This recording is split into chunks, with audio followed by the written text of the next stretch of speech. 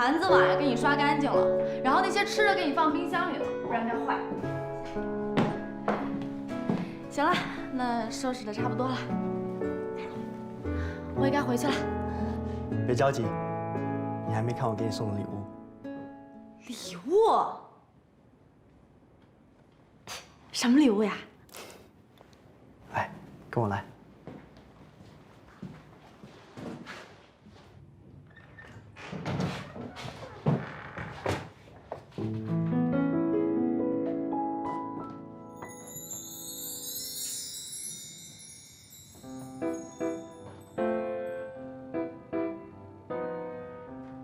好漂亮啊！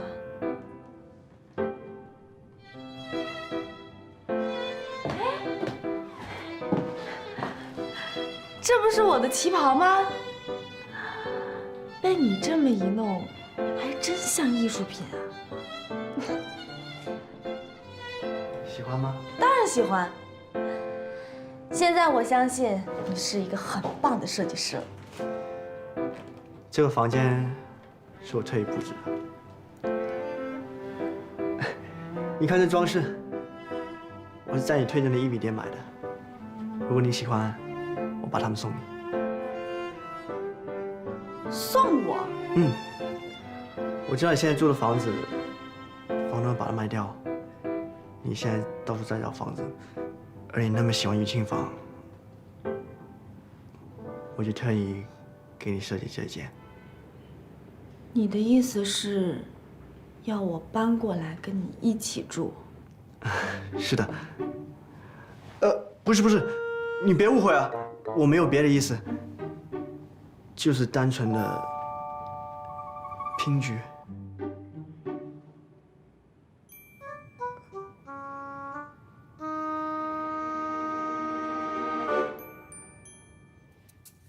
你不愿意吗？要我搬过来也可以，但是我要付给你房租。不用，我怎么能收你钱呢？我必须要给你，不然我就不搬了。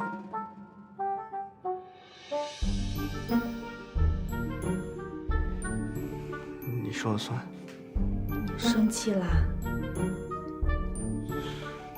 没有。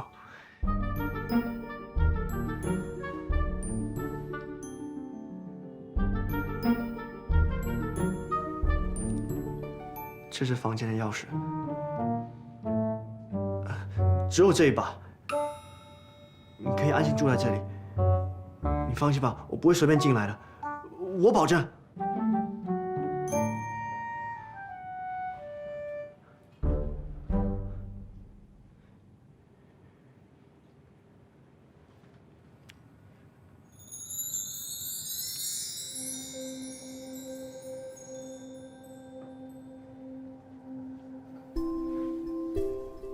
你过来。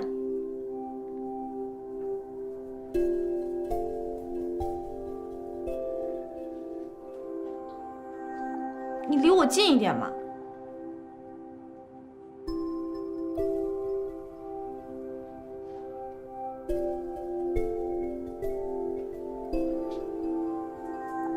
你为什么要对我这么好啊？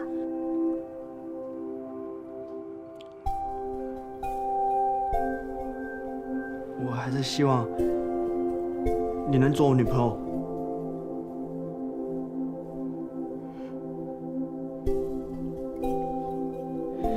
我答应你。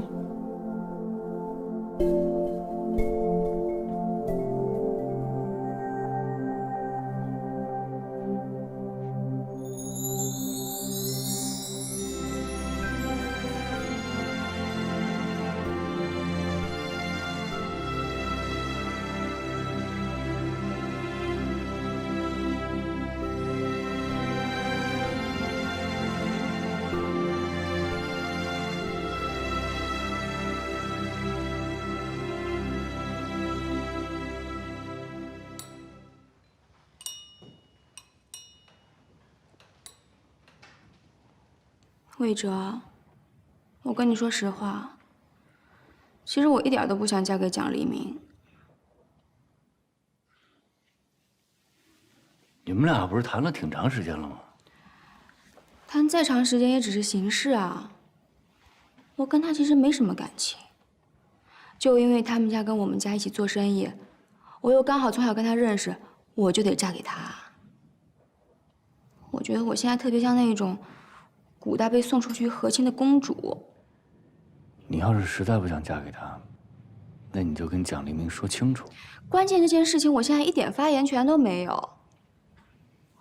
他们把什么事情都安排好了，连婚期都定下来了。这可是你的人生大事啊！我觉得你必须要表明你的态度。要不你把我收了吧？啊？我说，你把我收了算了。开什么玩笑？我没开玩笑，我说的是真的。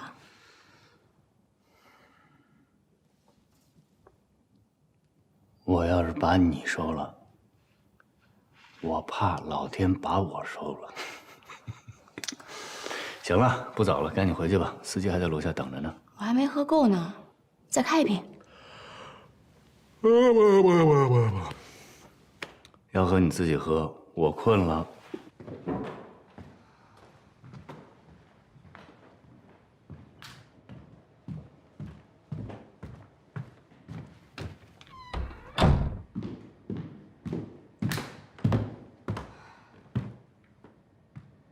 怕了吧，胆小鬼。晚安。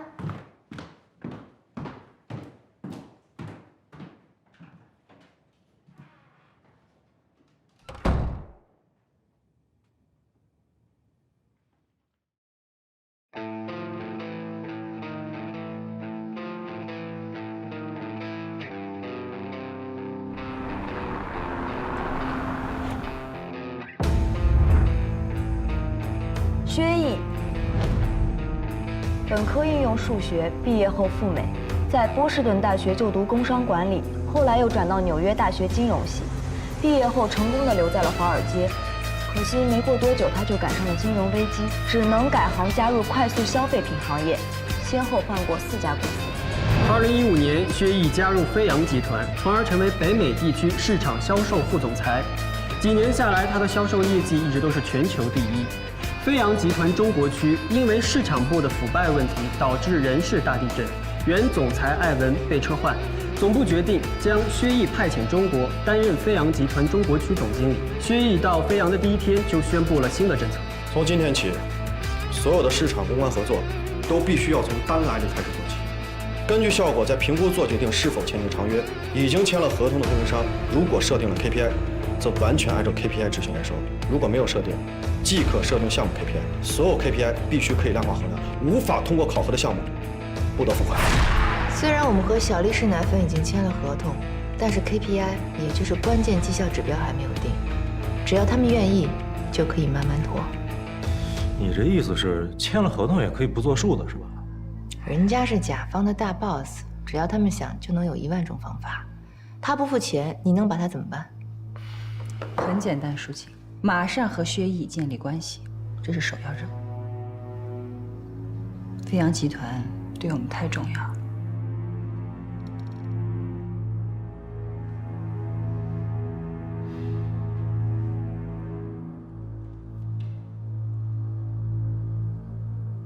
大家干嘛呀？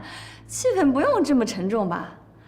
兵来将挡，水来土掩，车到山前必有路啊！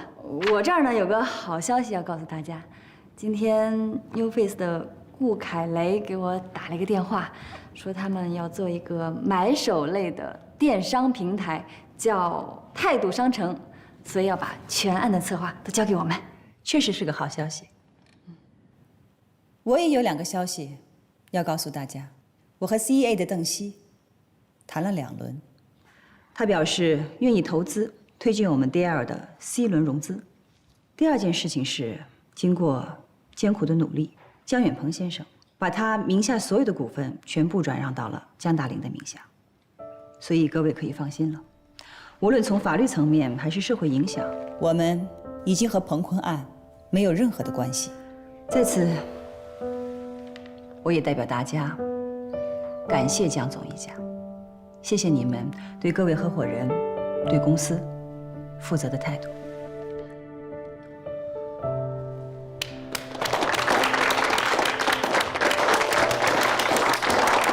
其实，应该是我感谢大家，谢谢你们一直以来对我们家的宽容和照顾。谢谢。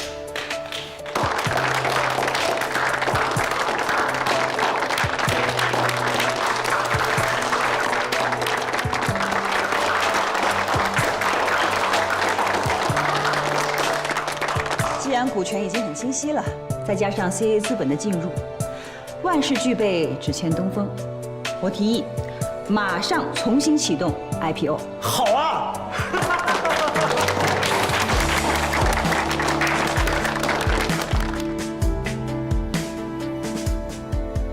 说，把所有事情都解决。薛总好，我是舒晴。不好意思，我是 Cici。Cici，能让薛总接个电话吗薛总说他今天一整天都要开会，谁的电话也不接。 ？Cici，你看我们俩都认识这么久了，我也不拿你当外人，你帮我忙呢，我也不会辜负你。你看我都跟你约了3次了，你每次都说他忙，到底什么意思呀？真不能怪我呀，我不是不想帮你，是真的帮不上。那这样，你告诉我他跟哪家约了？一家也没约上，别说你们供应商了，就连商会的活动他都不去。上星期公司为他办的欢迎派对都被他削减了预算，一切从简。他就整天待在办公室，谁的电话也不接，谁也不见。是这样啊，那我有事再联系你，拜拜。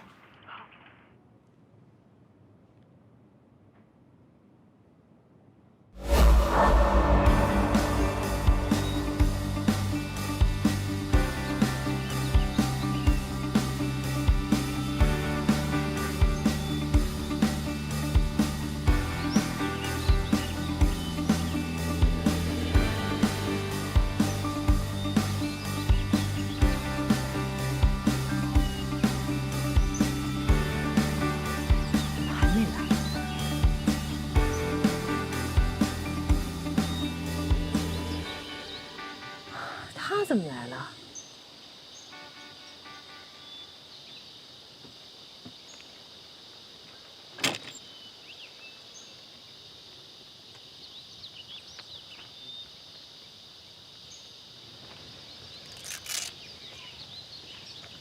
这么巧啊！你在这是不是为了等薛毅？对不起，无可奉告。那我就当你默认了。你一会儿别跟着我啊！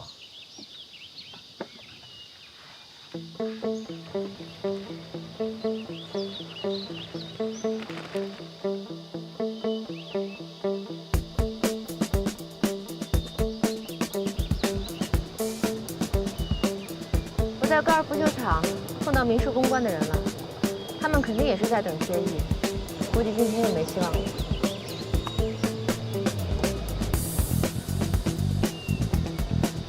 我跟着他们呢，不知道他们在搞什么鬼。你放心，我要是搞不成，他们也别想搞成。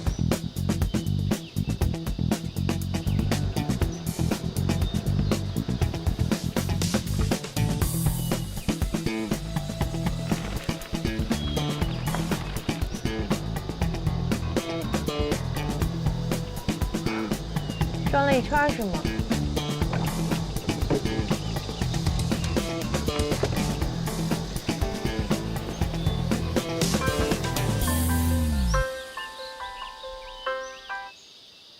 喂，我在7号洞这边，你在哪儿啊？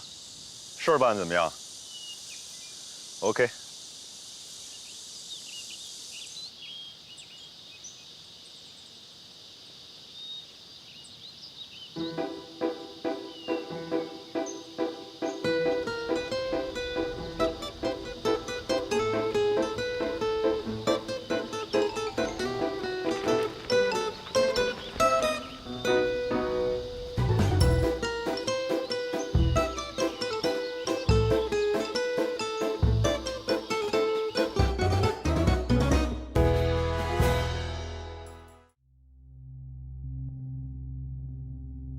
邓总，咱们都是老朋友了，那我说话就不绕圈子来了。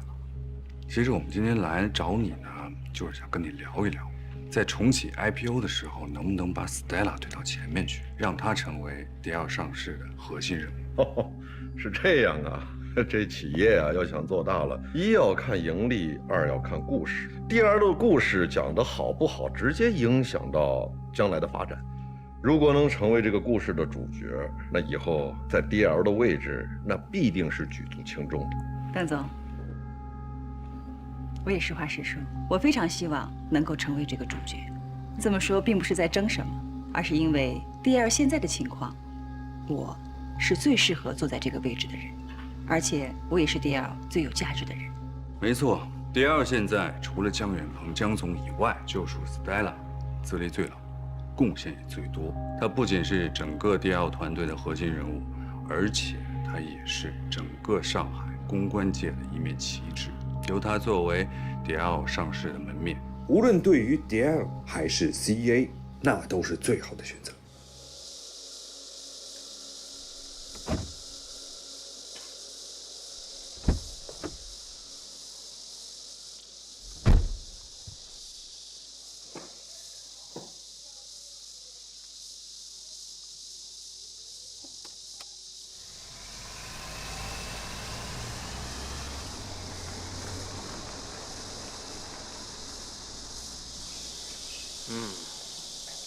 这首《调虎离山》玩得不错，于公于私 ，Stella 都是最好的人选。可是我最近听到了一些传闻，也不知道真假。你的婚姻最近是不是出问题了？哎，邓总，这件事情呢，我们正在处理。哟，这可不是小事儿啊，是吧？这大众对于这种花边新闻那是敏感得很，你稍微一个处理不当，就会直接影响到 DL 的上市。你是做公关的，你当然比我更懂这个，对吧？关于这个主角，我们其实是有人选的。江大林虽然年轻，但是完全可以打造成90后年轻企业家的典范。还有那个魏哲，那更不必说了，公关界的传奇人物。他们俩不管是谁，目前都比你的麻烦要少很多。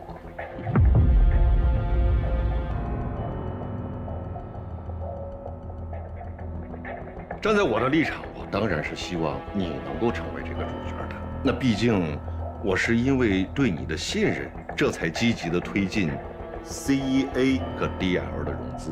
这个忙我可以帮，但前提是你要保证 CEA 和我在 DL 上市之后的利益最大化。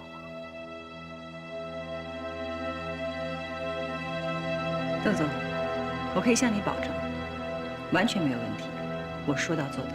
另外也请你放心，我会在最快的时间之内把我的私事处理干净。好极了。根本就没有谈上几句，他就推说有事儿先走了。那么清高啊？这怎么做生意啊？假洋鬼子，这才来中国几天啊，他就自己以为是大佬了。他也不想一想，艾文这几年给飞扬挣了多少钱？不是说走也就走了吗？什么大中华区的总经理，也就是个高级的打工仔罢了。刚到公司，和公司还在蜜月期，新官上任3把火，我觉得他就想搞点动静出来。不急没事儿。男人嘛，要不然贪财，要不然好色，时间长着呢，他会露出马脚的。我看未必，这个薛毅啊，肯定是有2把刷子，不然飞扬总部也不会这么信任他。派他来收拾这个烂摊子，是个硬茬子。哎，你听说了吗 ？CEA 看上 DL 了。CEA 资本，那可是个大的资本公司啊。我记得铃铛网就是他们投的吧？是。还有国内几个大的 TMP 公司，好像都有 CEA 的钱。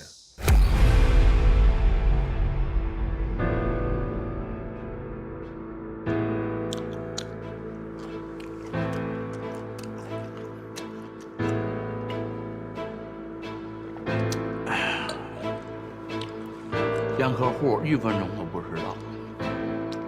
你约的我，我是你亲老公，这一迟到就是半个小时。哎，我问你啊，你约那个小奶狗的时候，你会迟到吗？我想肯定不会。你不仅得早到，而且还得车接车送，着急呀。你想要什么？单刀直入。哎，来，过来坐。好久都没回家了，来，咱们坐下来慢慢聊，喝咖啡啊。你想要什么？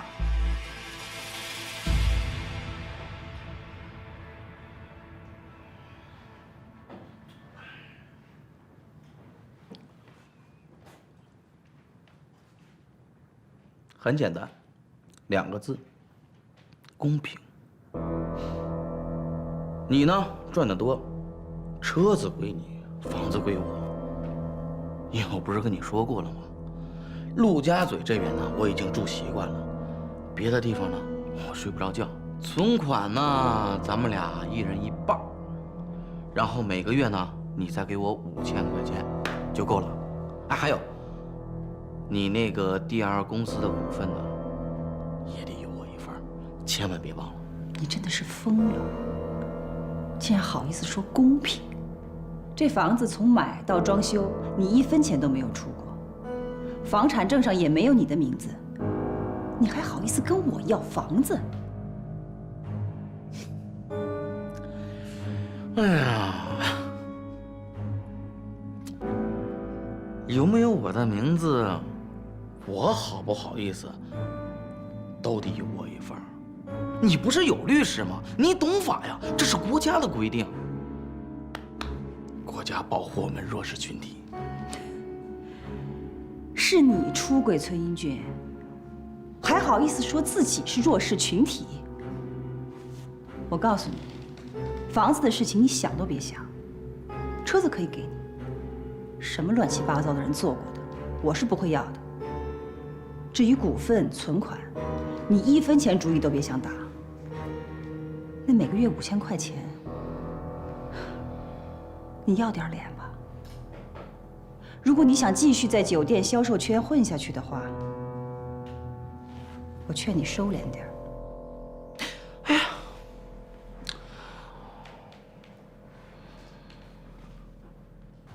威胁我，想断我饭碗？不好说，走着瞧呗。万一哪一天你真的被辞退了，以你的条件和能力，勉强混个保安、糊口什么的，应该是可以的。但如果想动不动送人几万块钱的包，我看估计就难了。是，可以选择当个保安。我送人家几万块钱的包，你送什么？几十万的表，死命劝。你心也太狠了吧！那小奶狗大学可还没毕业呢，比你公司里面那些实习生年纪还小吧？你怎么下去口呢？你不能为了自己的快乐去坑害人家青少年吧？哎，你的父老，你的正事啊，你脸上这些皱纹，你给我滚远点儿！想想，那小奶狗就离你这么近啊，就这么近。你脸上这些皱纹，大哥看得一清二楚啊。心里不出的话吗？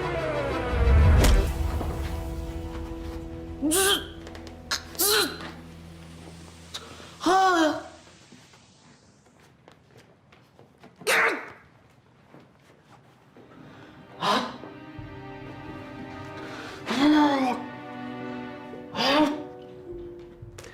好，大事情马上来，我再进一笔，家暴。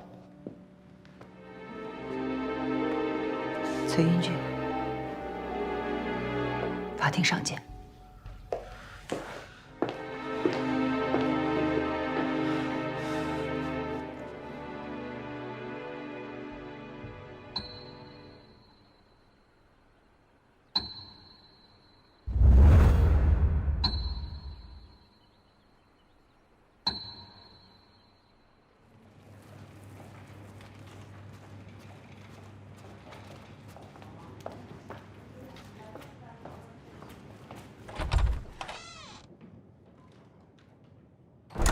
妈。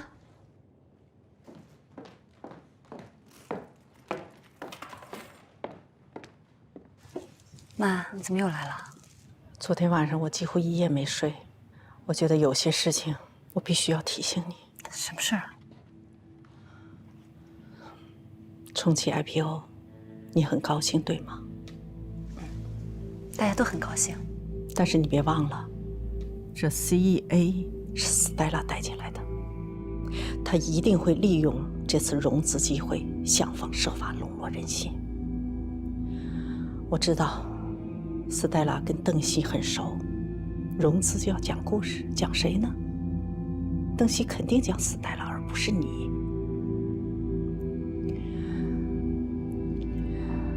我已经问过何律师了，一旦融资成功，董事会的席位肯定要增加，而增加出来的这个席位，一不留神就会成为Stella的人。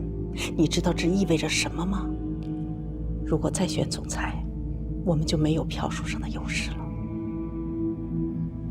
琳琳，你现在只有一个朋友可以信任，魏哲。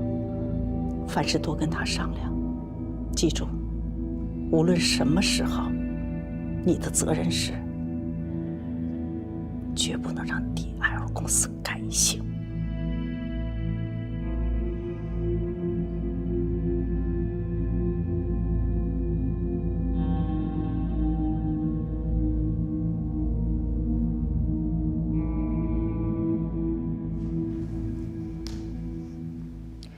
薛毅平时的爱好健身、高尔夫，酷爱游泳。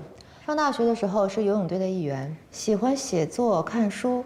初中的时候在报纸上发表过散文。到了美国之后，还是戏剧社的成员，演过《李尔王》。文青，全才。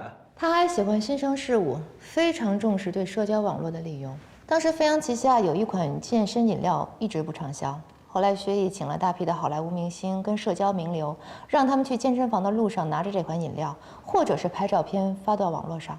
结果很快，这款饮料成了网红，销量暴增。我知道这款饮料 ，NG， 包装颜值特别高。由于薛毅的到来，我们跟飞扬集团的关系迅速下滑，原因一共有2点：第一，他不信任我们，觉得像我们这样大型的供应商一定跟安慰有私下交易，并且他固执地认为这就是中国的国情。所以有意要跟我们保持距离。第二，新官上任的通病，人都喜欢用自己挑选的团队做事情，这样更得心应手。所以我们现在的处境就很尴尬，前任的好处还没捞着，想讨现任的欢心吧，又挨不上。你现在说这些没用，得想办法。就算薛毅要换新的供应商，现在已经来不及了，更何况我们的合同已经签了，他怎么样都绕不开我们。所以，与薛毅重建信任是我们的当务之急。怎么重建信任？你现在打电话他都不肯接。我需要一段时间，一段能让薛毅坐下来听我讲述的时间。1个小时，不，半个小时。我有信心能让薛毅认可我们的方案。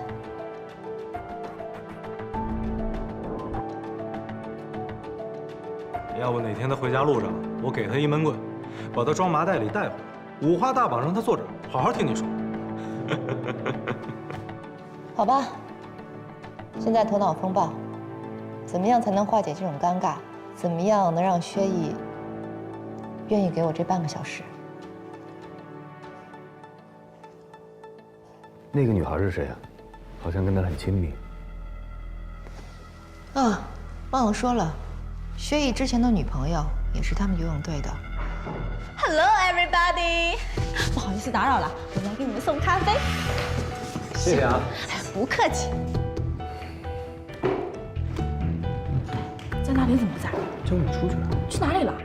不知道。好吧，那我给他打电话。Sorry， keep going。什么玩意儿？帮你。什么事情啊，魏总？能不能去我办公室聊会儿天啊？今天啊，不好意思，我还有急事，改天吧。那你找江大林什么事儿啊？保密。等等，能不能把身体往左边转一下？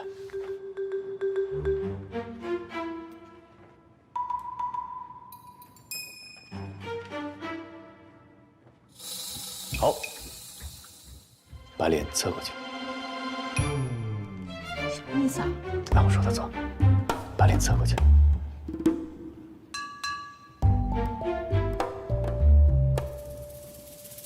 好，看我，笑一下。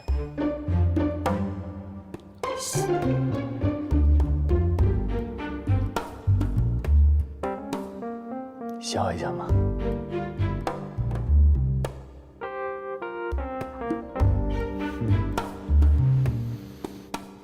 漂亮。都脑子瓦特了。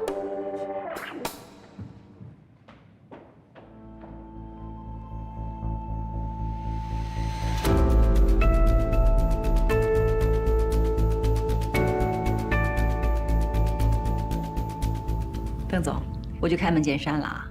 宏伟已经把 DL 推进 IPO 的相关材料以及我的相关材料全部发给你了。怎么一直没有见宣传的动静啊？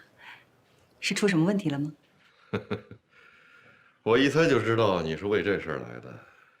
材料我看过了，材料本身没问题，但你有问题。还是关于我离婚的事情，对吧？我说了，我会尽快把这件事情处理干净的。现在可不只是你离婚的事儿了，那个男学生是怎么回事啊？那照片现在传的到处都是。你说，咱们这么聪明的人，怎么能在这种事情上犯这种错误呢？邓总，那纯粹就是个误会。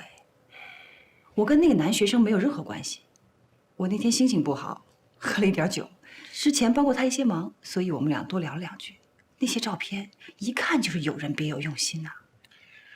这照片是谁拍的啊？拍出来什么目的？你觉得吃瓜群众对这些感兴趣吗？你是做公关的，你应该了解呀，他们真正关注的热点到底是什么？你况且这种丑闻一出来，那传播的速度比什么病毒都要快的。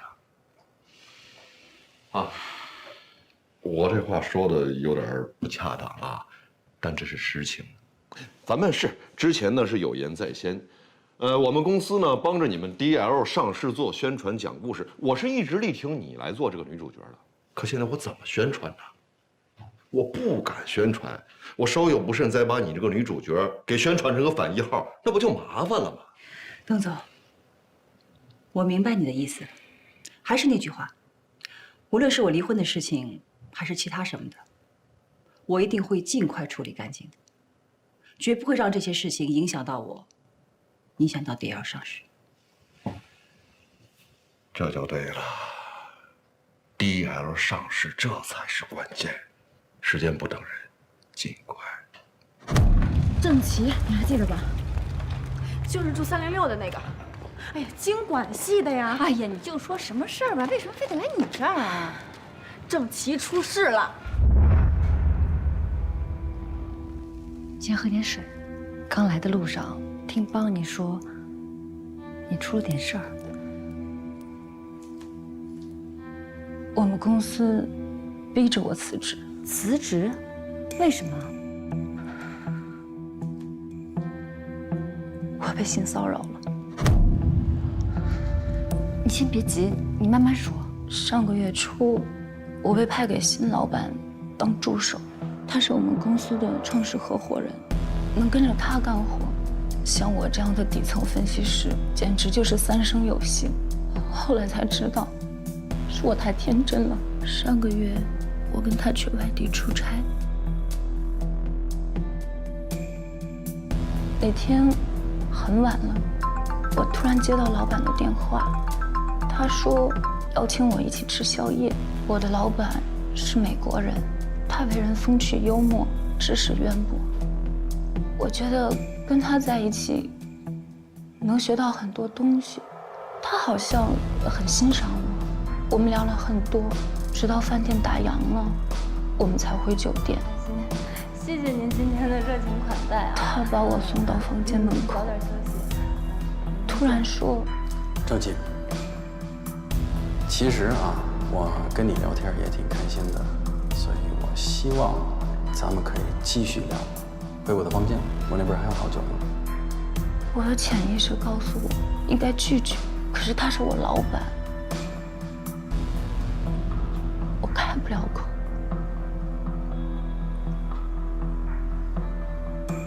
接下来，不能再喝了，我喝醉了，我要走了，不然明天起不来了。起不来就不要起来。不行不行，我要起来的。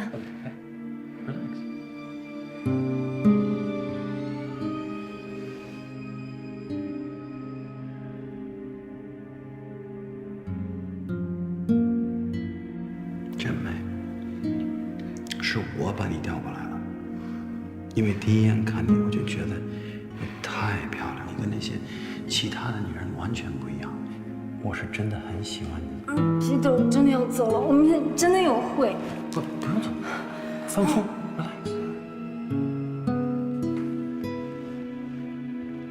皮特，你喝醉了，皮特，你别这样，皮特，你别这样，你喝醉了。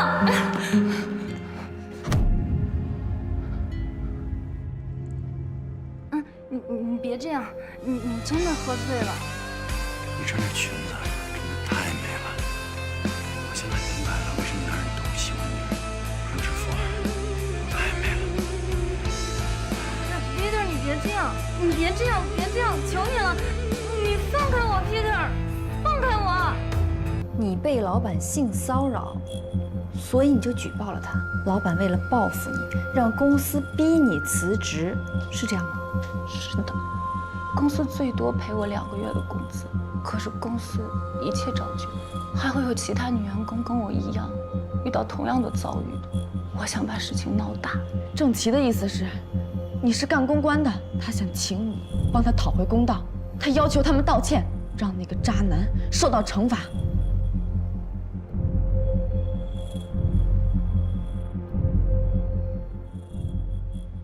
欢迎各位加入O2科技。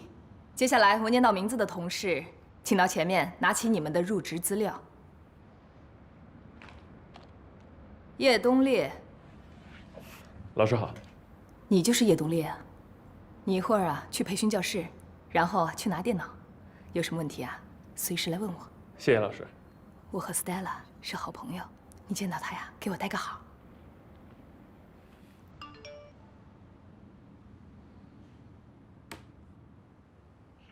Stella， 我告诉你个好消息，今天我入职了。我们公司很多的领导都认识你，而且人力资源总监还特意让我带他向你问好。谢谢你啊！恭喜啊！既然找到工作，就珍惜这个工作机会啊。另外，最近你不要跟我联系了。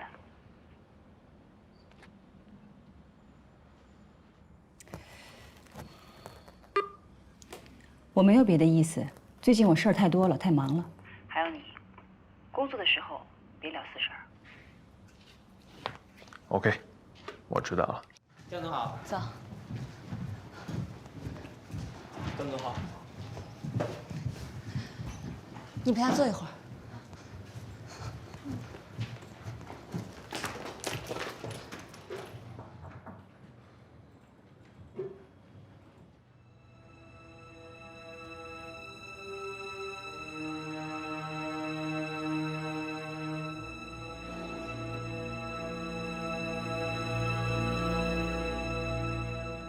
你同学的老板是他吗？对。这个忙我们不能帮，不仅我不能帮，你也不能帮，这单不能接。为什么呀？你知道他是谁吗？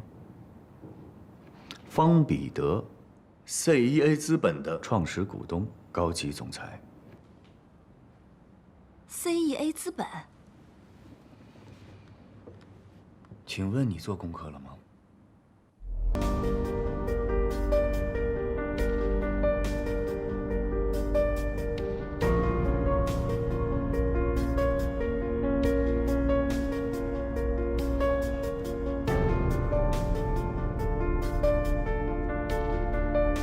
同学的老板是他吗？对。这个忙我们不能帮，不仅我不能帮，你也不能帮，这单不能接。为什么呀？你知道他是谁吗？方彼得 ，CEA 资本的创始股东、高级总裁。CEA 资本。请问你做功课了吗？我们现在 IPO 融资靠的就是 CEA 资本，你要去告人家的高级总裁、创始股东，你想干什么？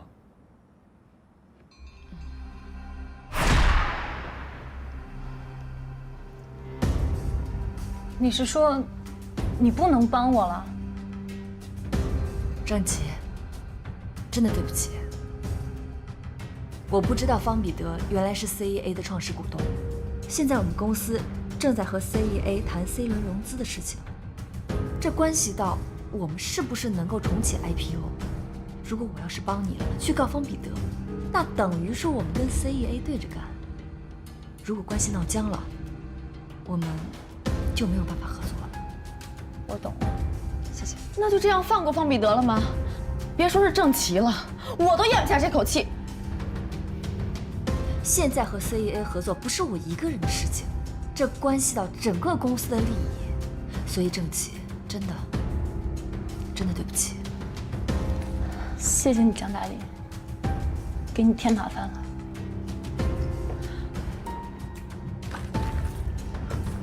郑琪，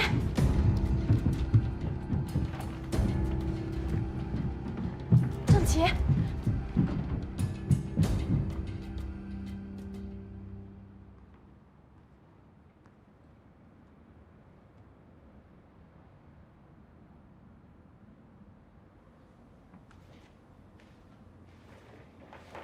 拒绝你的同学了？对，很好，学会考虑客户利益了，有进步。飞扬这一块的业务，目前最主要的任务就是赢得新老板薛毅的信任。我们已经尝试过很多的办法了，但是依然没有任何的进展。我有一个主意，也许有用。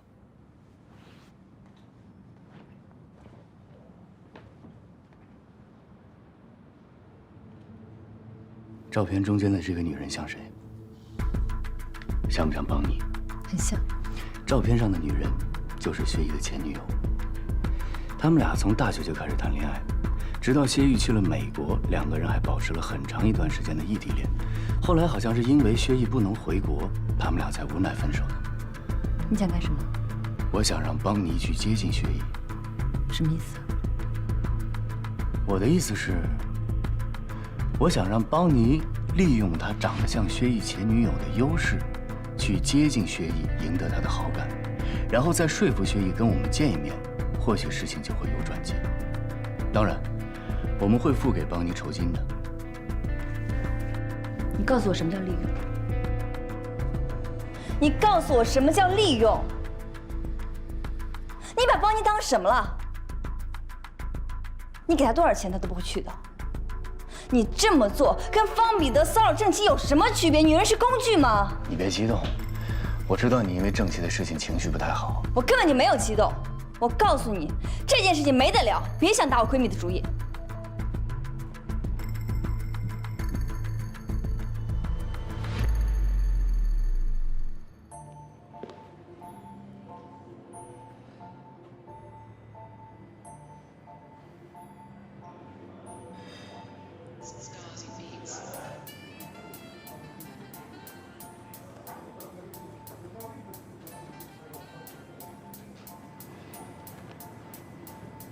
挺准时啊。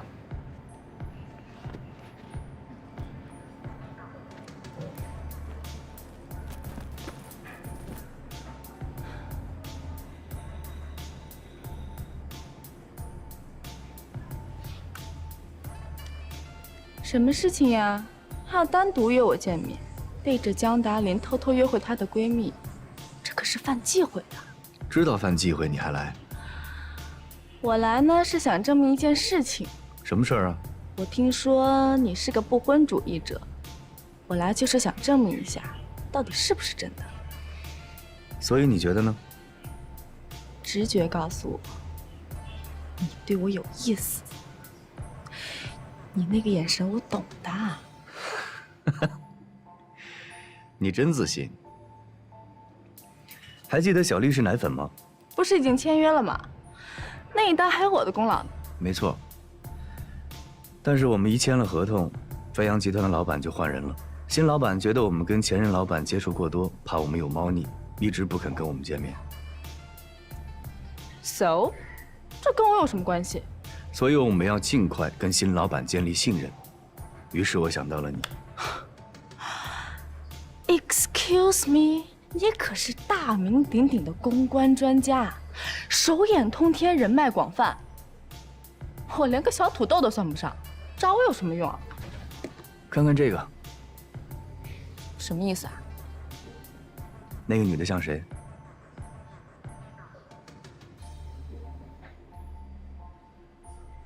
这貌似有点像我。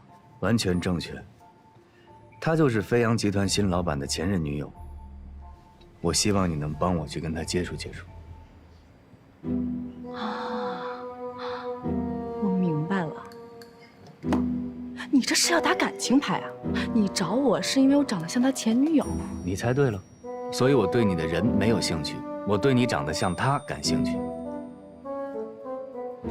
长相相似只是个偶然，我观察过你，你有别人都没有的能力，你能够在最快的时间内完成对一个陌生人甚至一群陌生人的情感突破。我觉得你非常有做公关的天分。如果哪天你不想当老师了，欢迎你加入我的团队。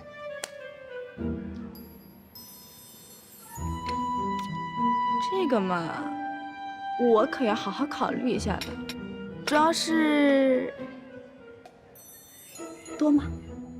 条件可以谈，但更重要的是，如果你愿意来帮这个忙，你就等于帮江达林解决了一个大难题。怎么说？小丽是奶粉是第2最大的客户之一，而且一旦做好了这个客户，我们不仅有机会争夺飞扬集团旗下其他的品牌，还可以作为样本客户，有便于我们去争取其他的业务。我明白了，就好像我教对外汉语，如果我的学生里有个比尔盖茨什么的，那就是个活广告呀。你很聪明啊。不过我还有一个问题，这件事情为什么不能告诉江达林？我跟江达林提了，他一口就把我回绝了，说我这是色诱，滑稽吧？达林就是这个样子的呀。但是我觉得你跟他不一样，我认为，如果把这件事做了，不仅可以帮到他，你还可以赚到钱。这种一举两得的事儿，我相信你一定会做。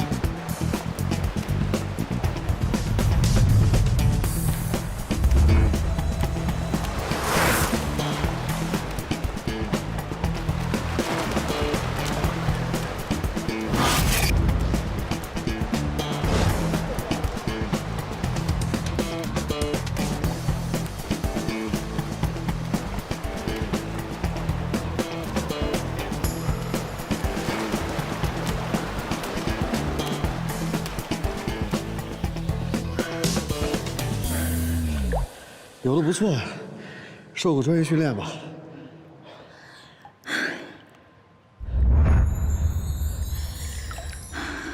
谢谢夸奖。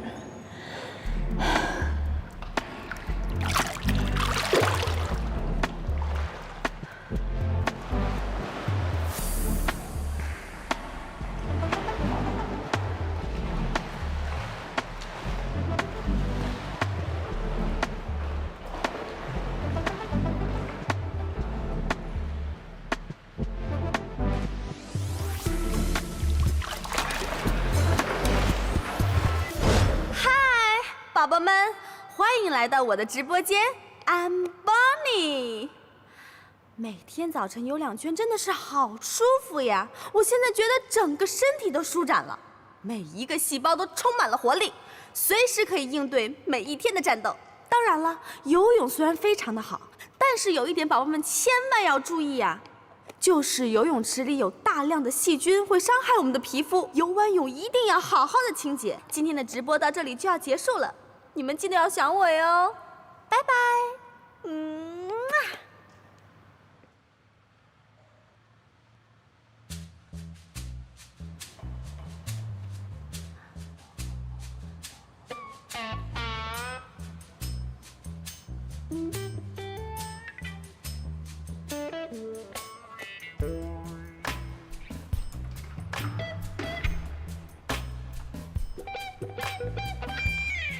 你是在拍广告吗？我在直播呢。直播推荐产品？对啊，有人看吗？还行吧。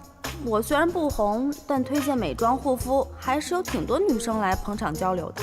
你是哪个公司的 ？What？ 这个会所是会员制的，平时这个时间很少有人来，来来回回就那么些面孔，我都认得。但是你，我是第一次见，况且要不是什么特殊途径，他们不会允许你在这拍摄直播。而且你一路拍摄，他们也没来阻拦你。请问你是哪个公司的？被你看出来了，好吧，难怪他们说你精明。他们是谁？我朋友是 DL 传播的。DL， 这种公关的手段太拙劣了。他们只是想约你见个面，跟你聊聊小丽式奶粉的事情，可是一直都约不到。听说你喜欢游泳，我就自告奋勇来偶遇了。你说你这个人怎么这么难缠呀？合同都已经签了，就应该重合同讲信用，干嘛还推三阻四的？想违约，想赖账啊？你平时说话也这么直接吗？都被你看穿了，还有什么好装的呀？反正我也没有恶意。说起来呢，我还得谢谢你，要不是有 DL 报销，我可舍不得花钱来这么高贵的会所。那你就不怕你把什么都跟我说了，反而弄巧成拙，害了 DL 吗？不至于吧？你这么大老板，就因为我说了几句实话，你就开始怀恨在心，蓄意报复呀？这也太没品位了吧！叫什么名字？Bonnie。Bonnie， 游泳游得不错。哎，你等会儿，你就不能见见 DL 的人，给他们一次阐述的机会吗？我是不会见他们的。Why？ 我不知道你的朋友是出于什么目的，让你以这种方式接近我。But business is business， 我不会因为这样一次偶遇而影响我工作上的决策，所以很高兴认识你。But sorry。OK， 你说 business is business， 可你自己也没有遵守这一条呀。此话怎讲？你看 ，DL 传播已经跟你们公司签了合约了，合同是摆在那里的。就算你对人家不信任，你好歹给人家一次解释的机会吧。30分钟，耽误你30分钟都不可以吗？哦，听都没听过，见都没见过，直接就否定了，这也太不公平了吧！而且据我所知，你们小丽式奶粉是急着要上马的，你现在临时更换供应商，时间够吗？来得及吗？除非你有私心，或者你有关系户，才非要更换供应商不可。你挺能说嘛。摆事实讲道理而已啊！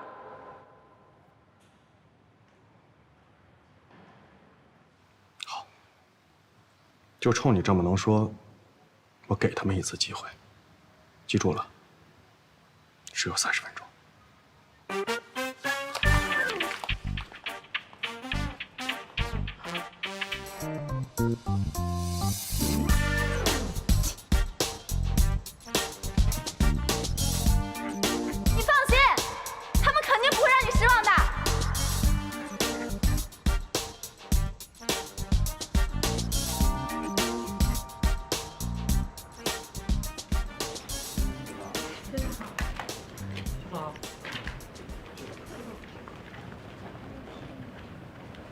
这个主播之前推荐的芋泥坊用过吗？一直在用，你看效果特别好。薛总，薛总，那个 DL 传播之前的内审方案通过了吗？通过了。DL 才刚跟付阳签约不久，没有任何资金的来往，所以没什么可查的。那这样，你通知 DL 的人，这周带着方案过来。嗯，好。谢谢。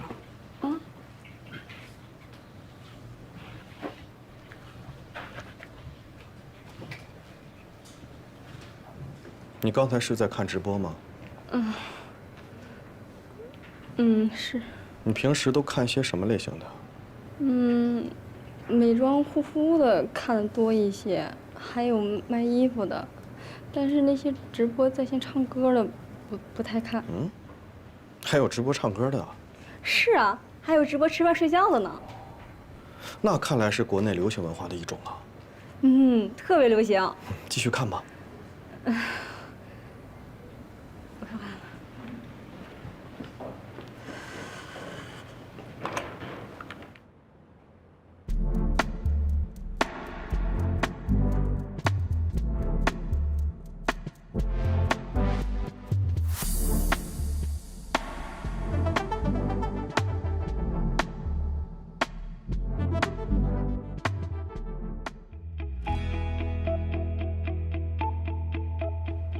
舒晴已经接到肥阳的电话了，薛毅答应星期3见他。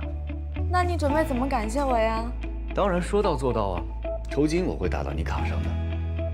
我跟你开玩笑呢，我那是为了钱吗？我是为了我的闺蜜江达林。那也别跟钱过不去啊。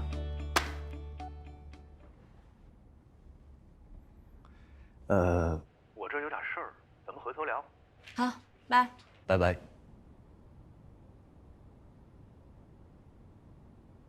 妈，你还是让邦尼找了薛毅，对不对？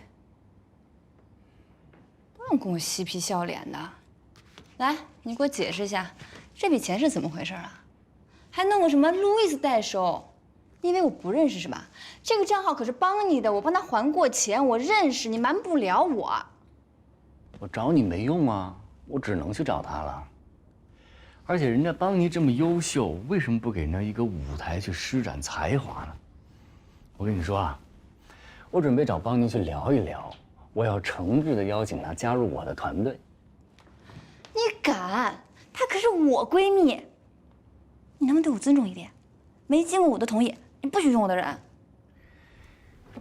可这招管用啊！出奇制胜，现在薛毅已经答应见舒晴了。你这是什么招啊？你这叫色诱！哎呀，别把话说的这么难听嘛！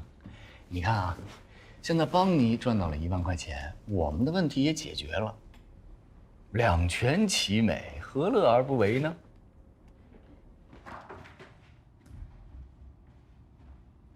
不许打邦尼的主意。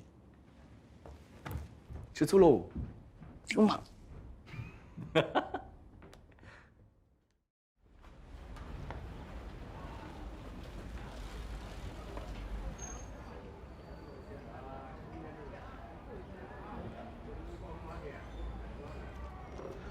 好吧，我承认，魏哲是找我了。你看你那个表情，人家也没对我怎么样，就只是让我帮他搞定薛毅而已嘛，有什么问题吗？你这么轻易就答应了？哎，他这是让你去色诱哎！就你说话难听，魏哲出钱，我出力，这很公平啊。再说了，事情不是都解决了吗？他这是在利用你，他把你当什么了？你们干公关的就是要靠人脉，靠交情。那我还帮你搞定过严小慧，你怎么不说呢？这2件事情是一个性质的吗？有这么比较的吗？哎呀，我觉得你就是想太多了。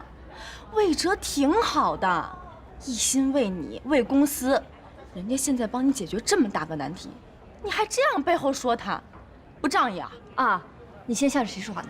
你俩穿一条裤子的，是不是啊？我就事论事。喂，什么？好，我知道了。郑琦吃安眠药自杀了。啊？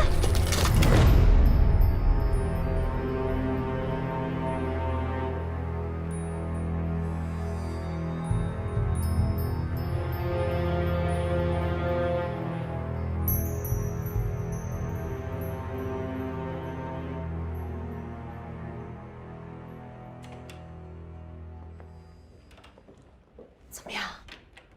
手续办好了？怎么样了？还没醒。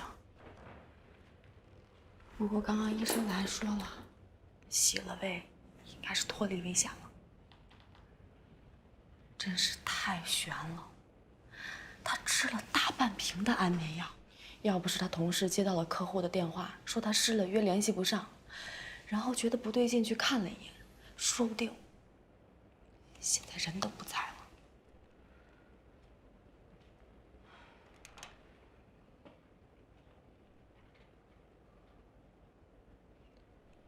他刚刚丢了工作，又差点丢了性命，所以一会儿等他醒过来，咱俩最好什么都不要说，对他没好处。你刚才说他丢了工作，为什么呀？我听他同事说，昨天 HR 找了郑琪，说他什么业绩不达标，逼着他让他主动离职，这一看就是借口呀，肯定是方彼得那个人渣，仗势欺人。你说这郑琪明明是受害者，结果呢，工作丢了不说，还被人污蔑成说是因为勾引上司未遂才被开除的，你说气不气人啊？这要是我也想死。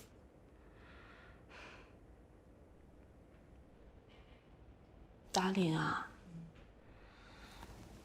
你就不能帮帮郑琪吗？我实在是看不下去了。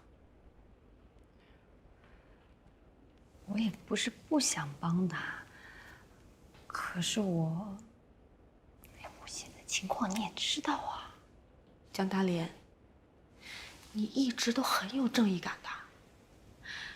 你说，当年张小丹污蔑我偷钱包的时候，那只有你站出来替我打抱不平啊。现在郑琪也一样，被人欺负了，而且遭遇比我更过分，你怎么就不能同样也帮帮他呢？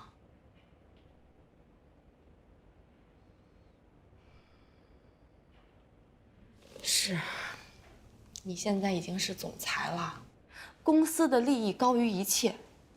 可是你想想，你是怎么处理董小鹏撞人的事情的？又是怎么替杨默讨回公道的？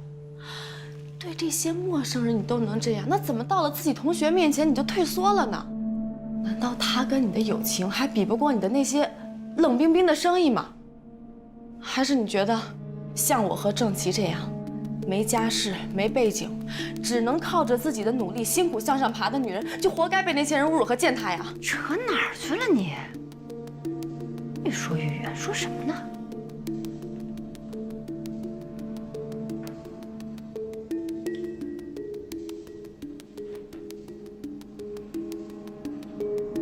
郑琪来找你帮忙，那一定是鼓足了勇气。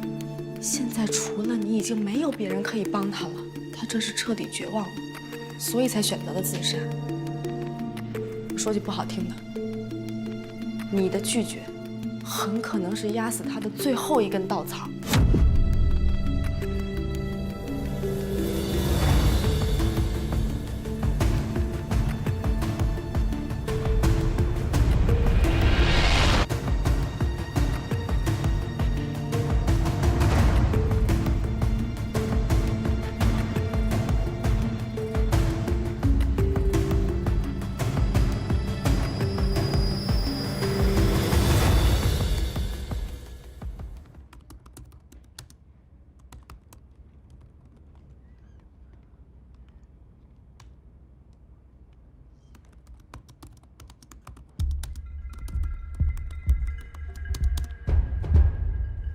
著名投行创始合伙人性骚扰女下属，女下属不从反被辞退，你怎么想出来的呀？我是干这个的呀。长微博写得好，必须得是标题党，每个词儿都要性感，每个字儿都必须要夺人眼球。反正我看到这种标题，我肯定想点进去看，对吧？哎呀@CEA 资本金融投资圈金融大鳄王国强，还有石学会严小磊随便你记。哎呀，这下肯定能够声势浩大。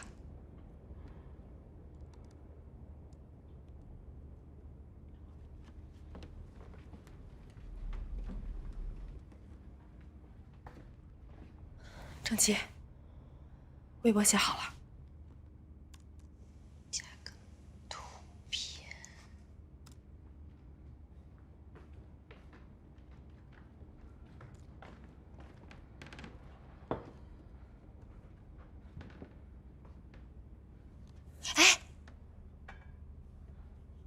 你可想好了哈？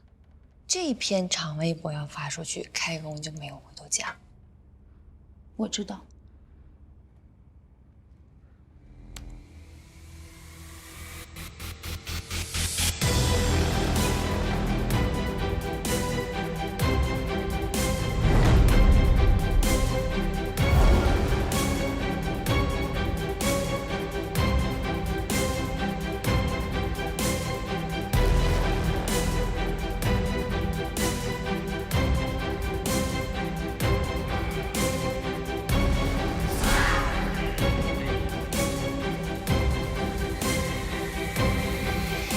神秘，什么事儿？哎呦，哎呦，Peter，实在不好意思，一大早就把你叫过来。有个事儿啊，想跟你核实一下。说吧。你以前那个助手叫郑琦，这个人呢，他发了条微博，说是你骚扰了他。郑琦说我骚扰他。这微博上是这么说的。那我问你一个问题啊，今天这个郑琦说我骚扰他，那如果明天有一个女人过来抱着一孩子说，哎，这是方必德的孩子，这些你都信吗？不，你得有一点自己的判断力。你是股东，但是也是 CEO， 我花了那么多钱请你过来，这么一小屁事儿，你自己管不了，还得叫我过来问我，这像 CEO 吗？啊？别烦我，自己处理。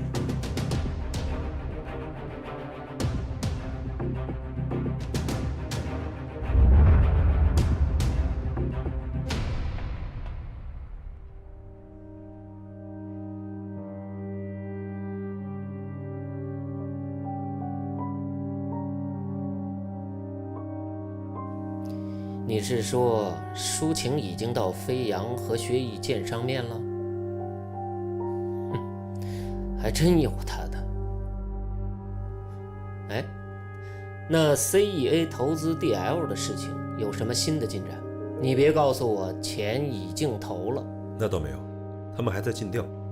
不过刚刚 CEA 出了点事儿。什么事情？有一个女员工说方必德性骚扰她，发了一个长篇微博，动静不大，都是投资圈的人在底下悄悄传播的。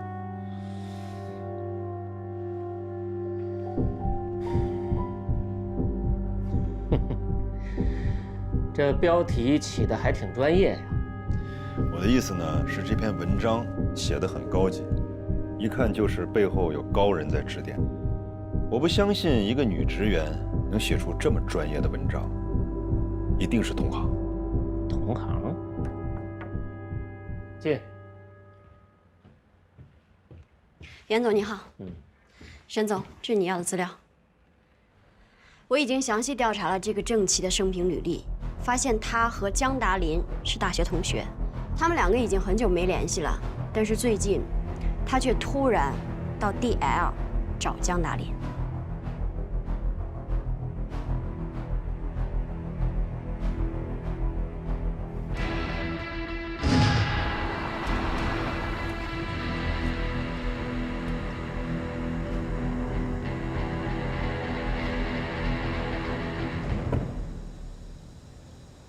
老袁呐，这什么事儿你搞得这么神神秘秘的啊？你把我约这儿来干什么呀？这事儿啊，还真得保密。什么事儿啊？我看了贵公司员工郑琦写的那个长篇微博，我没有看到你们官方的回应。作为一个搞公关几十年的老兵，我觉得你们这次对危机的处理有失水准。什么危机呀？这不过是一个离职的小员工发泄牢骚罢了，这有什么大惊小怪？千里之堤，毁于蚁穴，一招不慎，满盘皆输。就是一颗小螺丝钉，也能坏了一台大机器。什么意思？著名投行创始合伙人性骚扰女下属，女下属不从，反被辞退。投行合伙人性骚扰女下属，不从。哎，这个标题，每一个词儿可都是关键词，这凭谁都想点进去一探究竟吧？你到底想说什么呀？这篇微博呀，非常的标题党，内容和文笔都是专业的，除非你们那个小员工天赋异禀，要不然他写不出这么符合规范的微博。这更像是公关人的手法。出于好奇，我呢就简单的去查了一下，你猜我发现了什么？什么？我发现了贵公司的员工郑琦和 DL 传播的总裁江达林是大学的同学。虽然他们已经很多年不联系了，但最近郑琦恰巧去找了江达林。专业的文案水平，巧合的见面时机，加上两个人的关系，这3种元素搁在一起，邓总，就算是我不说，你也应该得出结论了吧？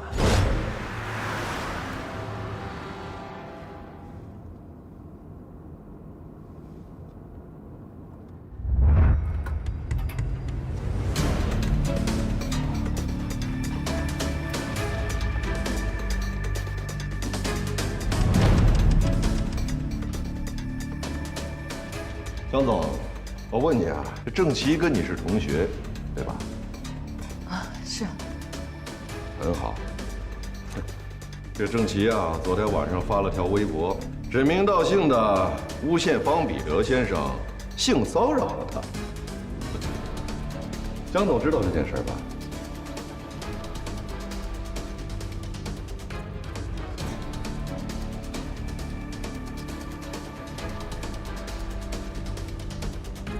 嗯？哎，江总，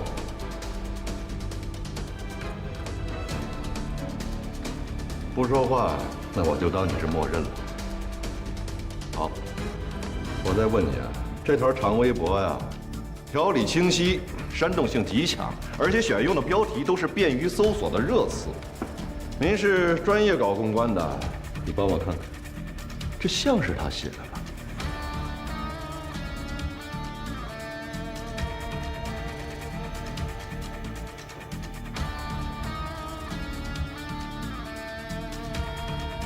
邓总，你到底想说什么呢？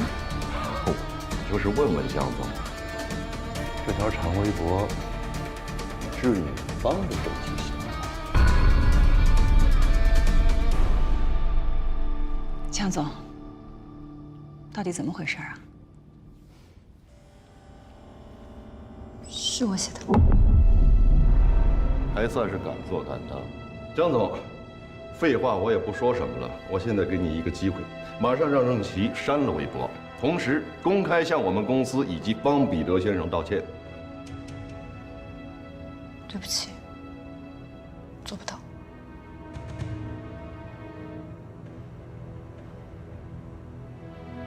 我没听清，能再说一遍吗？性骚扰是事实，要道歉的是 CEA 和方彼得。你太有正义感了！我以前就听说你们 DL 啊，专门跟自己的客户对着干。我以前还不相信，我今天算是领教了。一边呢可怜兮兮的求着我们给你们投资，另一边在背后捅刀子。你们这叫什么呀？嗯，这叫白眼狼！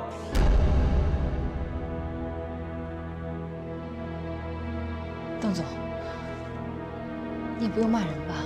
这件事情纯粹是我个人行为，跟 DL 没有关系。个人行为？你算老几啊？你要不是 DL 的总裁，我知道你是谁呀？我叫你几句江总，你真把自己当回事了？这是笑话。要不是你老爸出事跑路了，这 DL 轮得到你做主吗？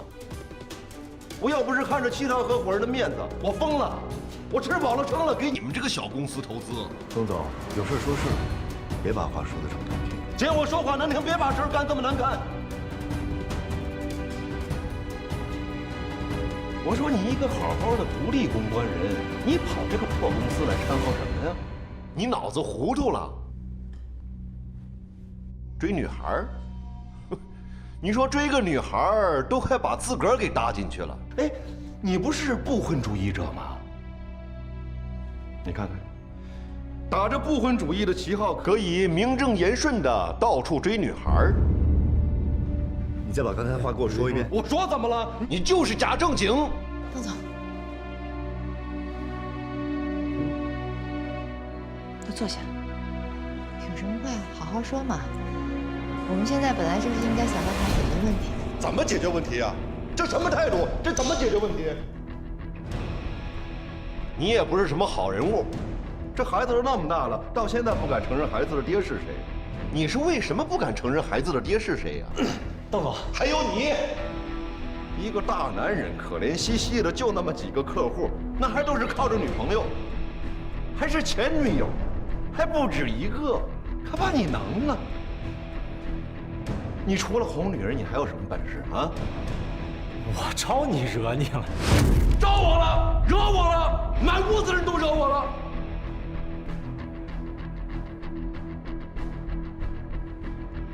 一个个的都什么人呢？好意思的，我真是眼瞎了，居然给你们投资。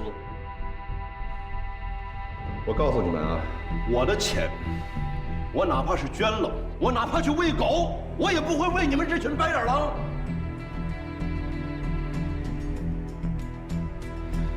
一个小公关公司，还想树立完美形象，可笑吧？有本事咱就把事弄大，打官司，咱慢慢还。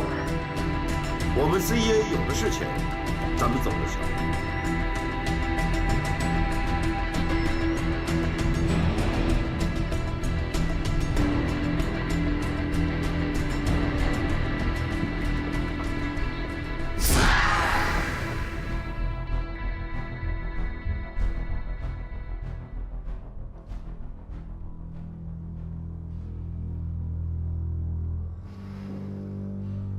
江总，你是不是应该说点什么呀？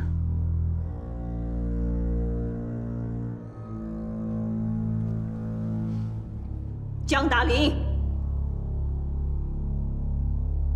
你知不知道为这件事情我做了多少努力？我说了多少好话，磕了多少头，做过多少揖，好不容易才让他们同意投资我们 DL。你现在可好？为了你心中那可怜的道德感，把我们所有人的利益都出卖了。哎，请问，你想不想要这间公司了？你还想不想要 DL 上市了？拜托，以后做任何决定之前，你可不可以先想想，你是个总裁，想想我，想想我们身边这些合伙人。我们没有时间和精力陪着你一遍一遍的玩。帮你一遍一遍的擦屁股。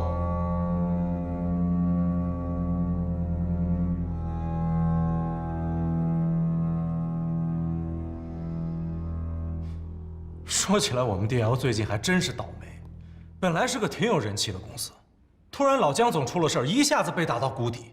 费了多大的劲，现在终于要咸鱼翻身了，你怎么那么不知道珍惜呢？都别说了，对不起。对不起你们。其实我原本以为用郑琦的微博发出来，没有人会发现是我。我也没有想过要连累爹，我更不知道会闹得这么严重。郑琦是我的同学，发生了这种事情，我真的很同情他。他来找我，我不可能不帮忙。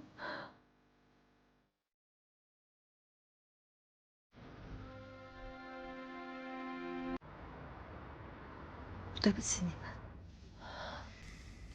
其实我原本以为用郑琦的微博发出来，没有人会发现是我。我也没有想过要连累爹，我更不知道会闹得这么严重。郑琦是我的同学，发生了这种事情，我真的很同情他。他来找我，我不可能不帮忙。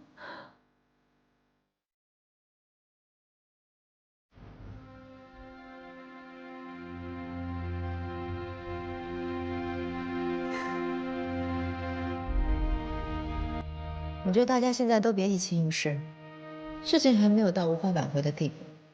刚才邓鑫骂了一大通，其实就是一个要求：删微博，道歉。事情是你干的，你得承担责任。我承担，我以个人的名义，我去道歉，发声明，甚至方彼得打我骂我都可以，都认。但是郑琦不能道歉，不能删微博，因为他是受害者。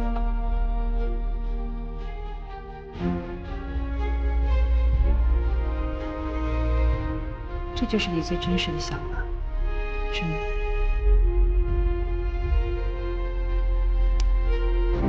很好。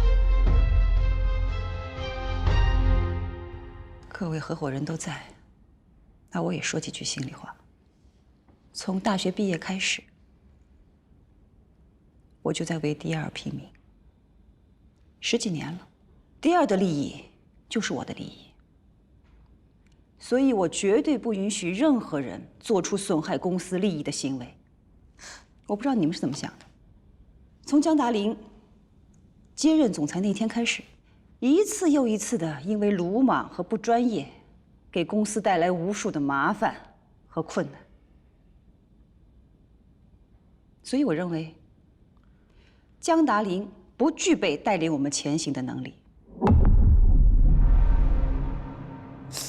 所以我提议立即召开董事会，重新讨论总裁的任免。小错可忍，大错难容。既然江达林置我们所有人的利益不顾，那我就没什么话可说了。老规矩，举手表决吧。同意召开董事会的，请举手。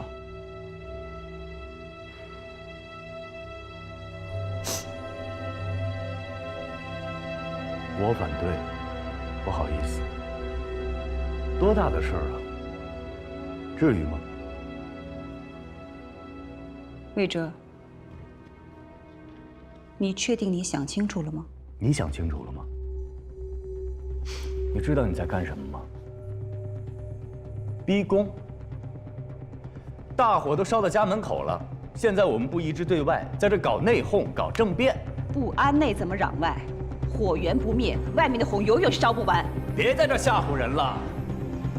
各位，这件事没这么复杂啊。CEA 那边，你们该道歉道歉，该安抚安抚，就跟他们说，这个案子是我魏哲以个人名义接的，跟 DL 跟江总都没关系。你幼稚不幼稚啊？你这个解释 CEA 能接受吗？你是谁？你是公司合伙人，高级副总裁。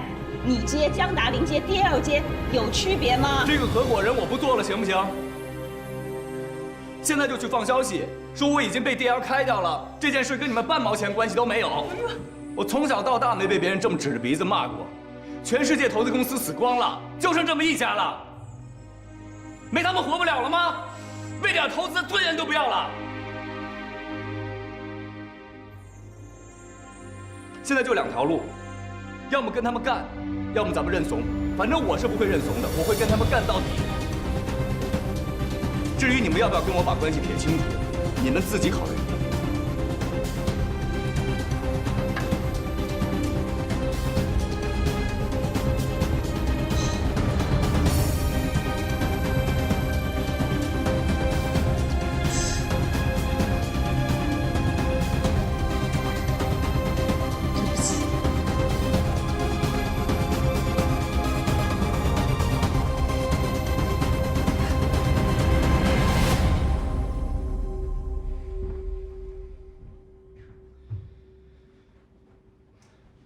魏哲到底想干什么？这是公开要跟咱们对抗啊！你小声点。我就想让他们听见。哎，魏哲这么一直护着江达林，可就不讲理了。江达林今天犯这个错，魏哲至少得负1半的责任。他不是口口声声的说江达林是自己的学生吗？这就是他教出来的学生，2个人一丘之貉。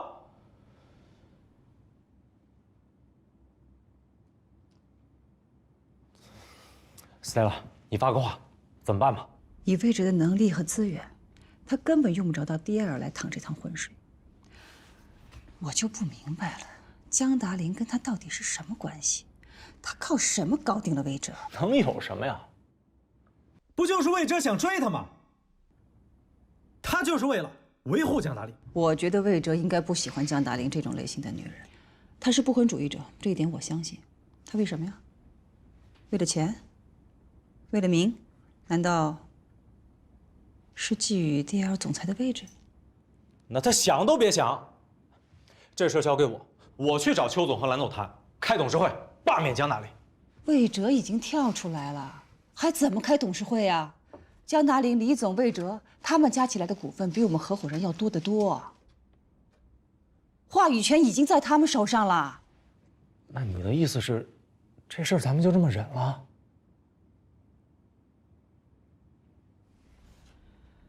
邓曦我是了解的，这件事情可以挽回的余地已经不大了。如果 CA 的投资彻底泡了汤，魏哲的客户资源对我们就太重要了。这个时候可不能让他出局啊！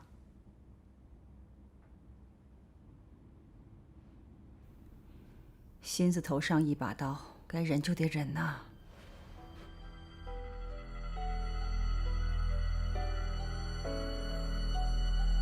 转发32，评论141，发布时间19个小时。你们这条长微博除了提醒 CEA 有这回事儿以外，可以说是效果甚微。知道问题出在哪儿吗？没有实锤。话题 OK， 性与暴力是极具关注度的2个话题，语言也有煽动性，但就是没有实实在在的证据，什么也说明不了。你要什么样的证据？图片啊，视频，或者微信聊天记录截屏。录音行吗？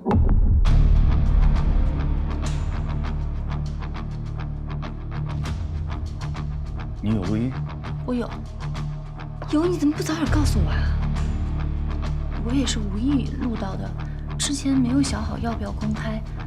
这不是魏哲说要证据吗？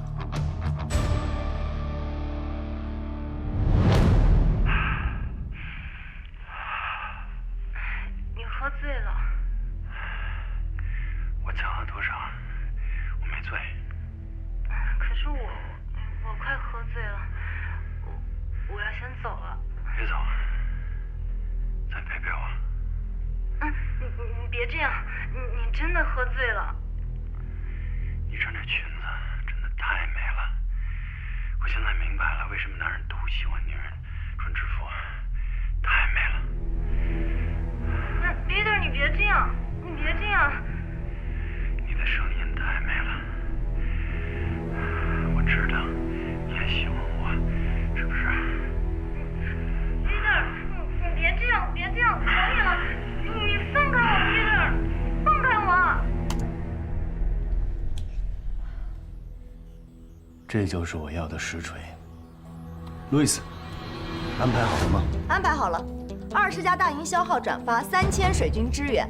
这件事要是上不了热搜第一，安东把脑袋摘下来给你。发，不摘。事发当晚，我无意中用手机录了音，现将音频发布在这里。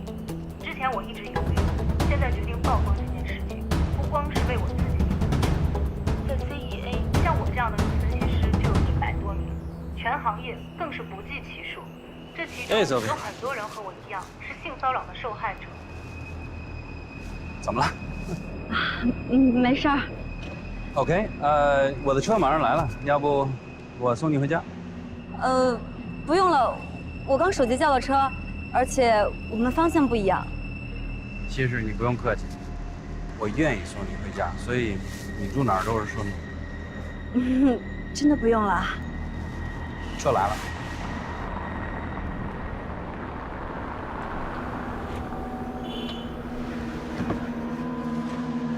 行。不用了，不用了。哎 ，Sophie， 没事，来吧。真的不用了。我那个车马上就到了，而且临时爽约不大好。不好意思啊。 OK，明天见。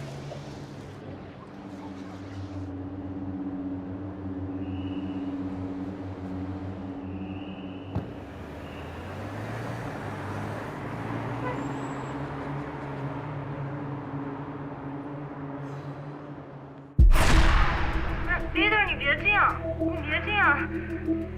你的声音太美了。这其中有很多人和我一样是性骚扰的受害者。如果我不站出来揭露这些人的丑恶嘴脸，就会有更多女性受害。所以，我愿意做第一个揭开伤疤的人，替所有被性骚扰的分析师讨一个公道。女性职场的权益不应该是说说而已，她们需要尊重。实锤，这就是实锤！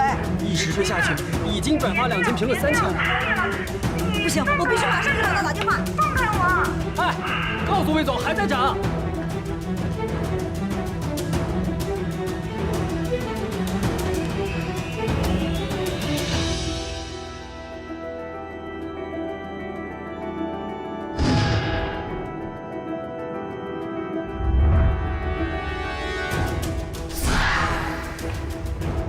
方彼得先生，现在外面微博热搜提到的 Peter 是你，请问你对此有何看法？你打算怎样面对呢？你现在是要去公司上班吗？听说您曾经声称招人主要先看颜值，然后再看业务能力，什么事儿？跟此您有何显示？什么事儿 ？Peter 先生说一下吧。性骚扰是真的吗？喂 ，Peter，你今天不要来公司，现在记者把公司大门都堵上了。师兄，哎，你怎么来了？我之前不是说要跳槽吗？今天去一家公司面试，我有点紧张。我刚好路过这儿来看看你，我也想让你给我鼓鼓劲儿。你一定没问题的。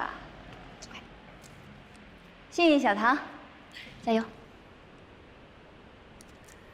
哦，对了，我看到郑琪那条微博了，朋友圈都刷屏了都，听说是你干的。你魏同学能有这样的正义感，我真特别佩服。我支持你，你做得对。其实这次多亏了魏哲帮忙，不然还不知道会发生什么好事情。看来魏哲对你还挺好的。我挺佩服他的。你知道，在 DL 当总裁真的太难了。我妈说的对，我得好好的抓住他，好好的依靠他。哎，对了，你待会儿去哪个公司面试啊？哦，一个电商平台。这是一个新兴行业，哦，这个行业很有发展前景的，我们公司也在做这方面的研究。那个 NewFace 你知道吧？他们马上要做一个新的买手类的电商平台，全案是交给我们的。是吗？哎呦，那你到时候可得多指点指点我，我也想在这个行业里边多积累点经验，有朝一日呢能够自己创业。其实我们也是刚刚开始，一起学习吧。行，一起学习。啊，我可以提一个小小的建议吗？你说。我觉得你今天穿得太严肃了。电商平台呢，讲究的是活力、创意，所以你应该穿得休闲一点。是啊，有道理。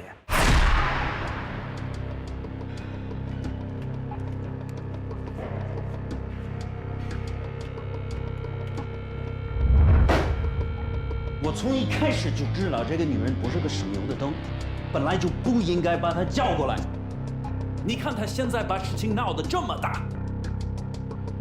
彼得，你说实话，你到底有没有碰她？我跟你说过几遍，我是碰了她，但我觉得她是自愿的。自愿，这就是个普通的约会。可是那个录音你都听着，她不像是自愿的，她是在拒绝你啊。他录了音了，这说明他是有目的的。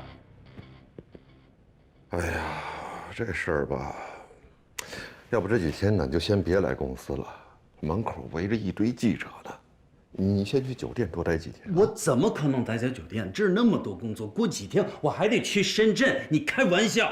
你不能着急呀！我不急什么？我有 family， 我有 reputation。上个月我还去参加了亚太女性权益保护会。现在闹出这事儿，我脸丢哪儿去了？你总得给我点时间，让我好好想想办法。我就知道你不信我，这个女人就是想害我。我再强调一遍，我没有性骚扰她，她全是自愿的。还有那个什么，那个 DL 公司，全是他们搞的鬼。现在。你去给我找一个公关公司，看谁玩得过谁。Two can play at this game.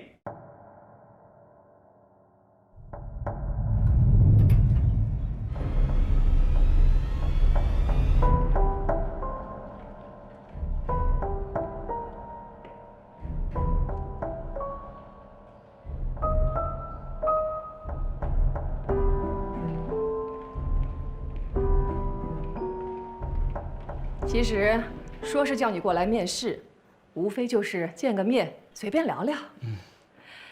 小慧把你的情况都跟我说了，她介绍的人我放心啊。谢谢胡总的信任。其实呢，我对买手类电商平台一直挺感兴趣的。听严总这么一介绍，我就特别想来试试。现在的电商平台啊，竞争实在是太激烈了，线上的斗争就是烧钱、吞并，你死我活，我们是一天也不敢懈怠啊。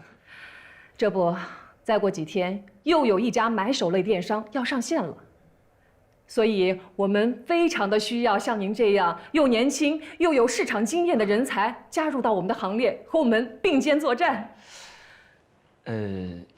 胡总，您刚才说的电商是不是 New Face 顾凯雷投的那个态度商城啊？对，就是那家。New Face 呢是做游戏起家的，财大气粗啊。这一下闯入到电商界，来势汹汹，直接成为了我们的竞争对手。代理费还满意吧？满意。满意。接下来也得让我满意了啊！放心吧，我们会马上起草声明的。那就好，邓总。冒昧的问一句，方彼得先生到底有没有骚扰郑琪小姐？有，还是没有？重要吗？重要的是你们已经签了合约，拿了钱了。既然你们已经全权代理了这个案子，那你们得记住了，这个女的是陷害，是报复。以方彼得的人品、身份和地位，怎么可能去骚扰一个女员工呢？是不是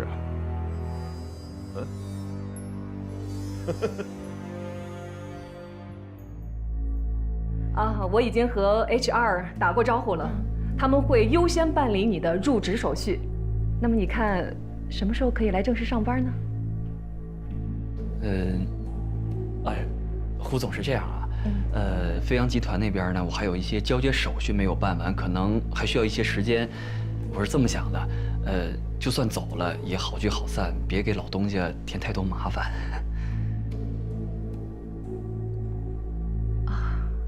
是这样哈，没关系，我理解的。我就喜欢像你这种有责任心的人。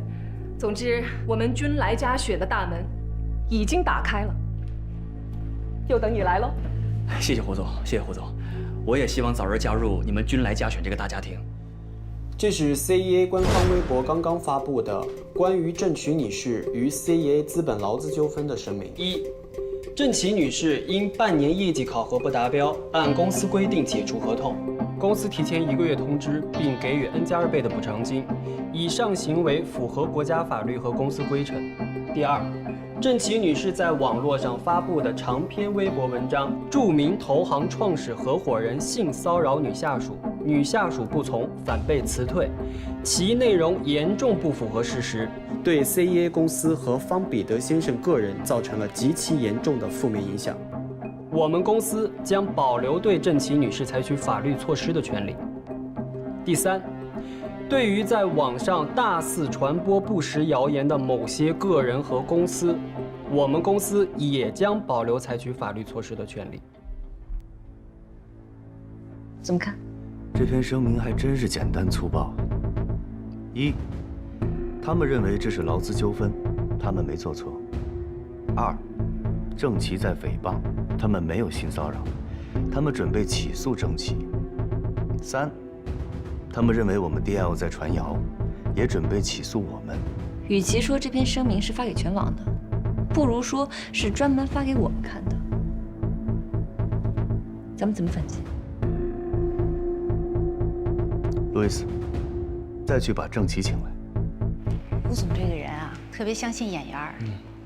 他要是看顺眼了，其他就什么都好说了。我觉得他对你的印象不错，一开始就给你一个市场部经理的职位，而且薪水也不低。严总，这都是您的功劳，真的是特别感谢您。跟我还客气什么？不过据我所知，你在飞扬的离职手续已经办完了吧？还有什么其他需要交接的吗？这个怎么？是有什么顾虑吗？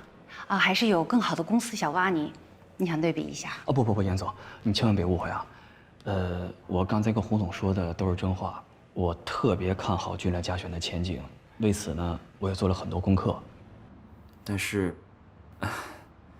我在飞扬集团就是一名经理，如果说来到这儿只是凭调的话，我觉得跳槽的意义是不是就不太大了？虽然职位没升，但是薪水加了呀。而且你自己也知道，这里的前景是飞扬没法比的。我知道您说的我都明白。其实跟您说实话吧，薪水对我来说是次要的。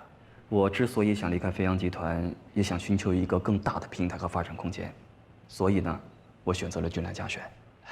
严总，您看，您能不能在职位上帮我争取一下？你想要什么职位？市场总监。年轻人有野心，有野心才有动力。这倒也是。我可以去试试。谢谢严总。不过胡总这个人看上去好说话，其实很精明。虽然你在飞扬做得很突出，但是毕竟隔行如隔山，在这里让你从经理做起，就是想考察一下你的能力。如果一开始就做总监，你总得拿出一些我能够说服他的理由啊。您说的我明白，您放心，我一定尽快向您跟胡总证明，我谭鑫凯配得上这个总监的职位。好，期待这一天。谢谢严总，那我先走了。慢走。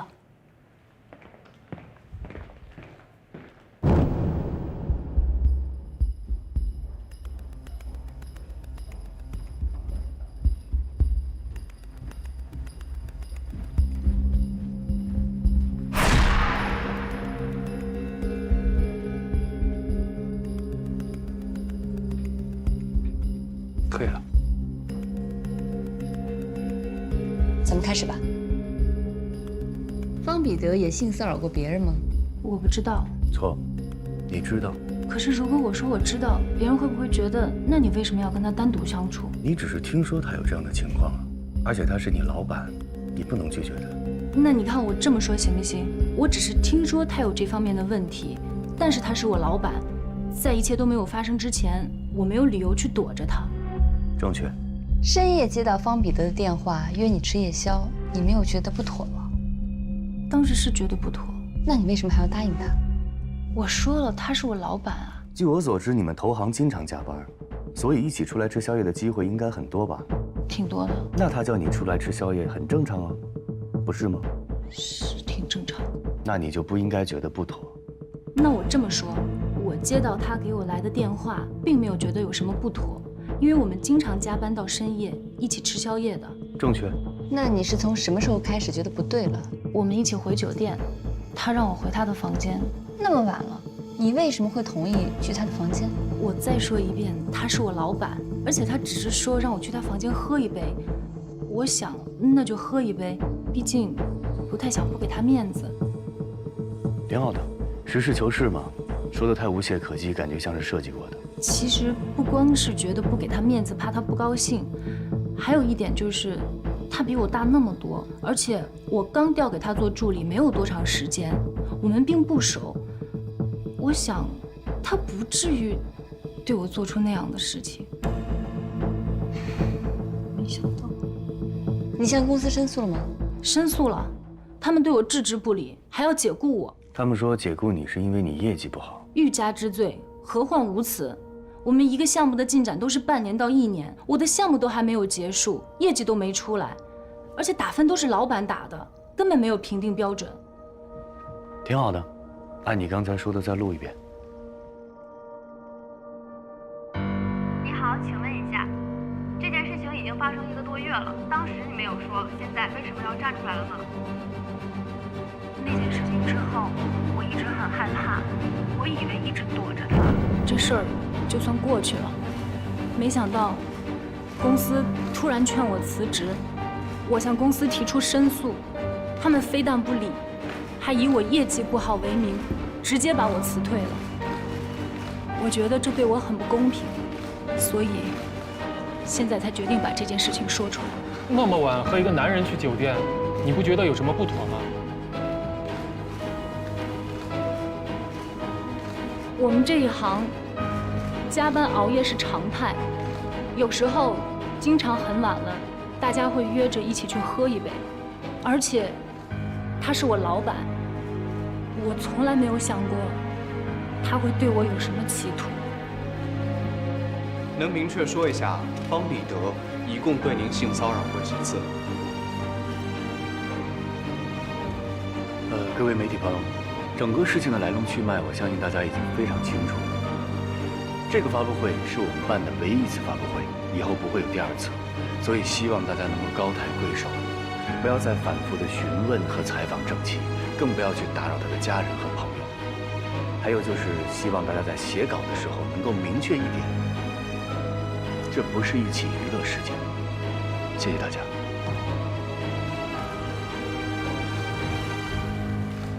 谢谢各位，发布会到此结束，请各位到休息室，我们为各位准备了茶点和饮料，请这边。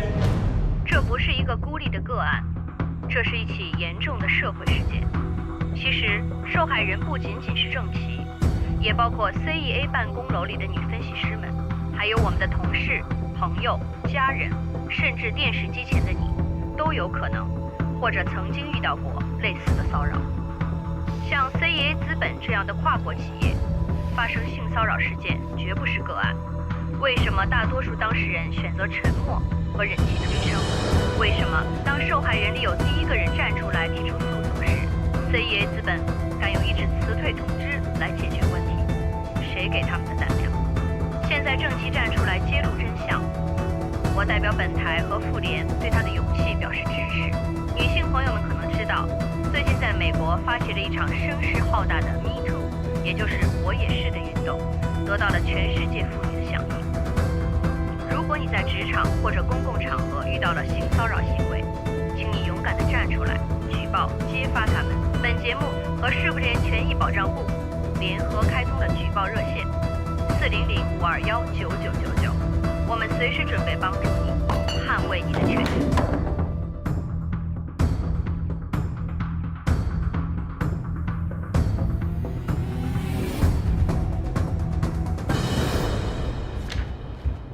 魏总，妇联打电话来了，说妇女权益保护中心要来咱们这儿了解情况，他们非常关注郑琦的性骚扰案。这件事让江总跟他们对接，让安东安排在周5下午。好的。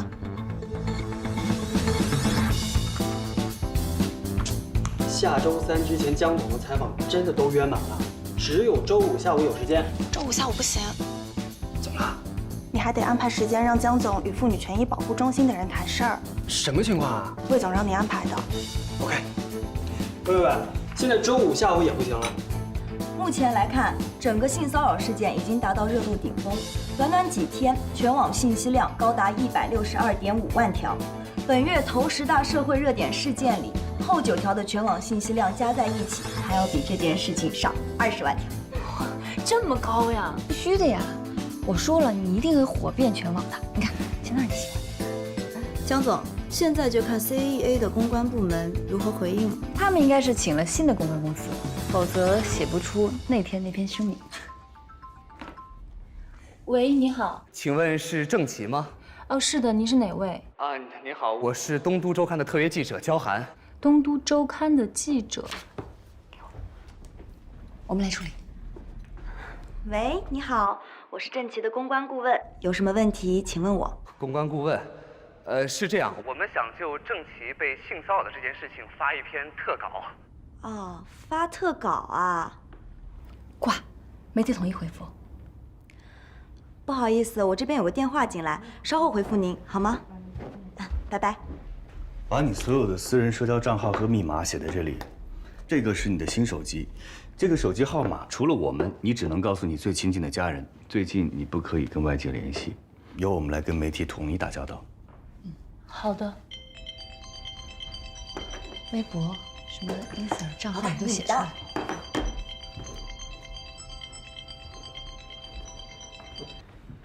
文森特，好久不见。反正人家已经开了发布会了，你知道吧？再上网看看去。网上现在到处都是 CEA 的高管性骚扰女员工的帖子，拿人钱财，讹人消灾，知道吗？我给你们出了多少公关费啊？你们在干什么？道理都明白，邓总。明世既然拿了 CEA 的钱，我们自然就会办事儿。但具体怎么办，您还得要听我们的，因为在处理危机公关的事件上，我们更专业些。是，你们是搞公关的，当然听你们的。你总得说说看，你们打算怎么办呢？怎么应对啊？什么策略啊？我们准备什么都不做。什么？以我对魏哲的了解，我们现在有任何回应，他都已经想好了下一步怎么应对。只要我们跳出来，就会被他牵着鼻子走，因为人家手上毕竟有一段录音，而我们手上什么都没有。这就是你的办法呀？啊，什么都不做，那我花钱请你们干什么呀？邓总，我的话还没说完呢。什么都不回应，并不代表以后我们就没作为，因为现在正是这件事情热度最高的时候。如果我们现在跳出来，是魏哲他们巴不得看到的，因为这样事情的热度将会越来越高，影响力就会越来越大。所以这件事情最佳的处理方式就是冷处理，最多1个礼拜，事情的热度就会降下去。俗话说得好，1个巴掌拍不响。其实他们现在就是想利用舆论来给 CEA 施压，一旦公众对这件事没有那么关注了，到时候我们也就什么都好谈了。冷处理啊，有把握吗？这若是万一……没有万一。邓总，我们什么都不回应，并不代表我们闲着，该做的准备我们照样会做，因为我们要让他知道这场硬仗没那么容易，才刚刚开始。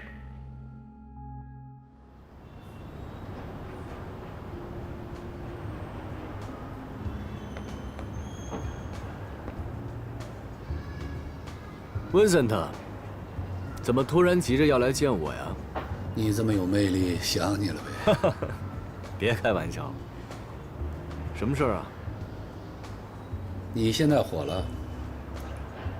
你们为那个叫郑琦的揭露了 CEA 资本的方彼得性骚扰这件事儿，我一直在关注，社会影响很大。你知道，我是一个女儿的父亲。我不希望我的女儿长大以后遇到像方彼得这样的坏人，所以，我必须声援你。声援那就不能停留在口头上，我得有实际行动。你猜我会怎么着？给我钱呗。聪明。你揭露了方彼得，我想 CEA 已经撤资了。DL 的 IPO 融资还想继续推进吗？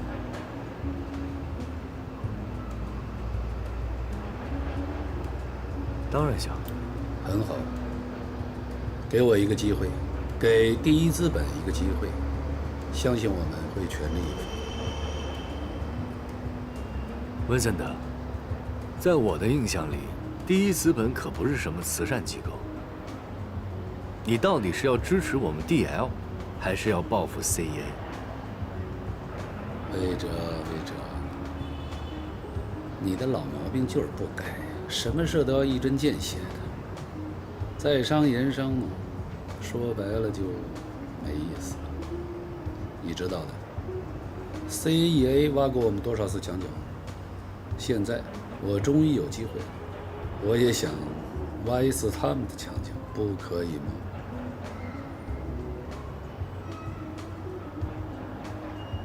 祝我们合作愉快。合作愉快。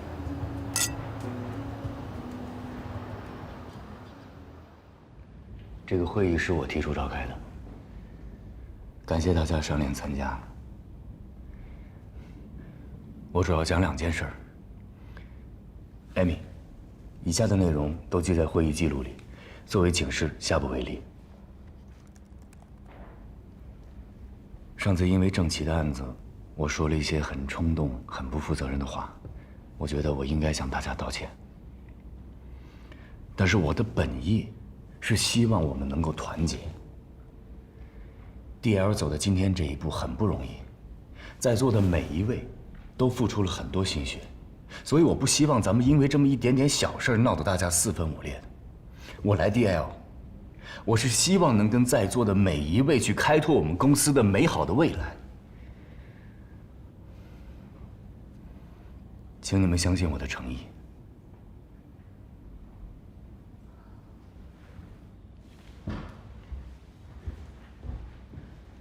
现在我正式向大家道歉。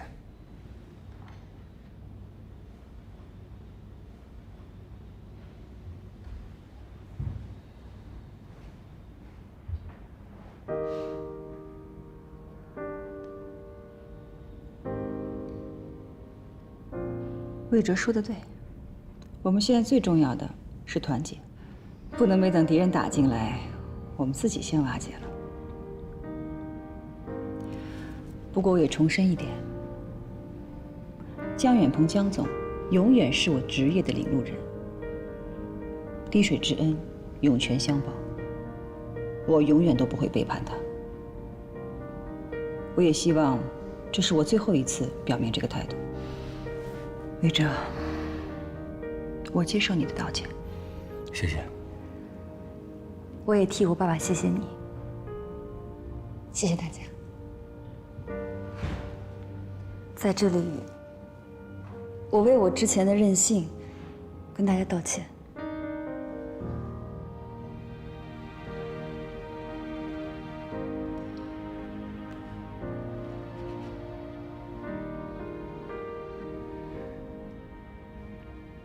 劝导完了，现在我说第二件事，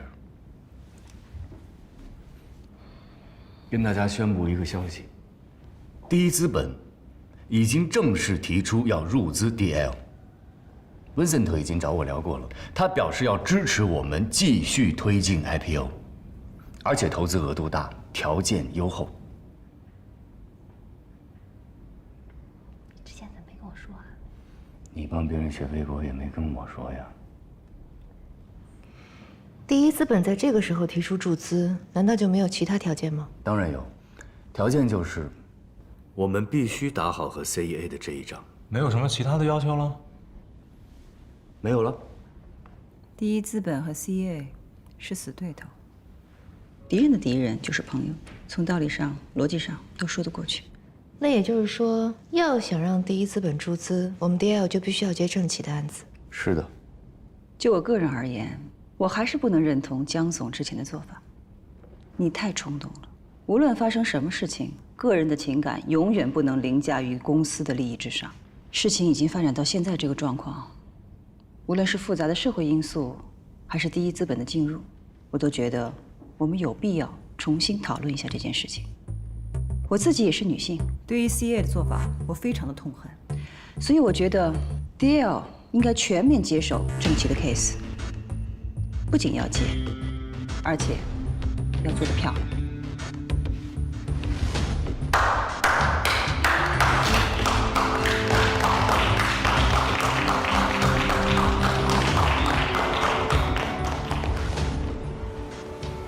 大家可以看一下这张图，在 LFW 测试集上，精确率已经达到了99.8%，在庞大的规模量级和复杂的 Open 环境上，也高于同行业的标准。创建虚拟形象，只需要一张正面的人脸照片，即可自动生成与照片人物高度匹配的3D 图像，让好莱坞的特效技术真正的走进平民的消费。我们拥有的是什么呢？一流的技术优势，我们提供定制独有的技术，最重要的就是我们是全球首发。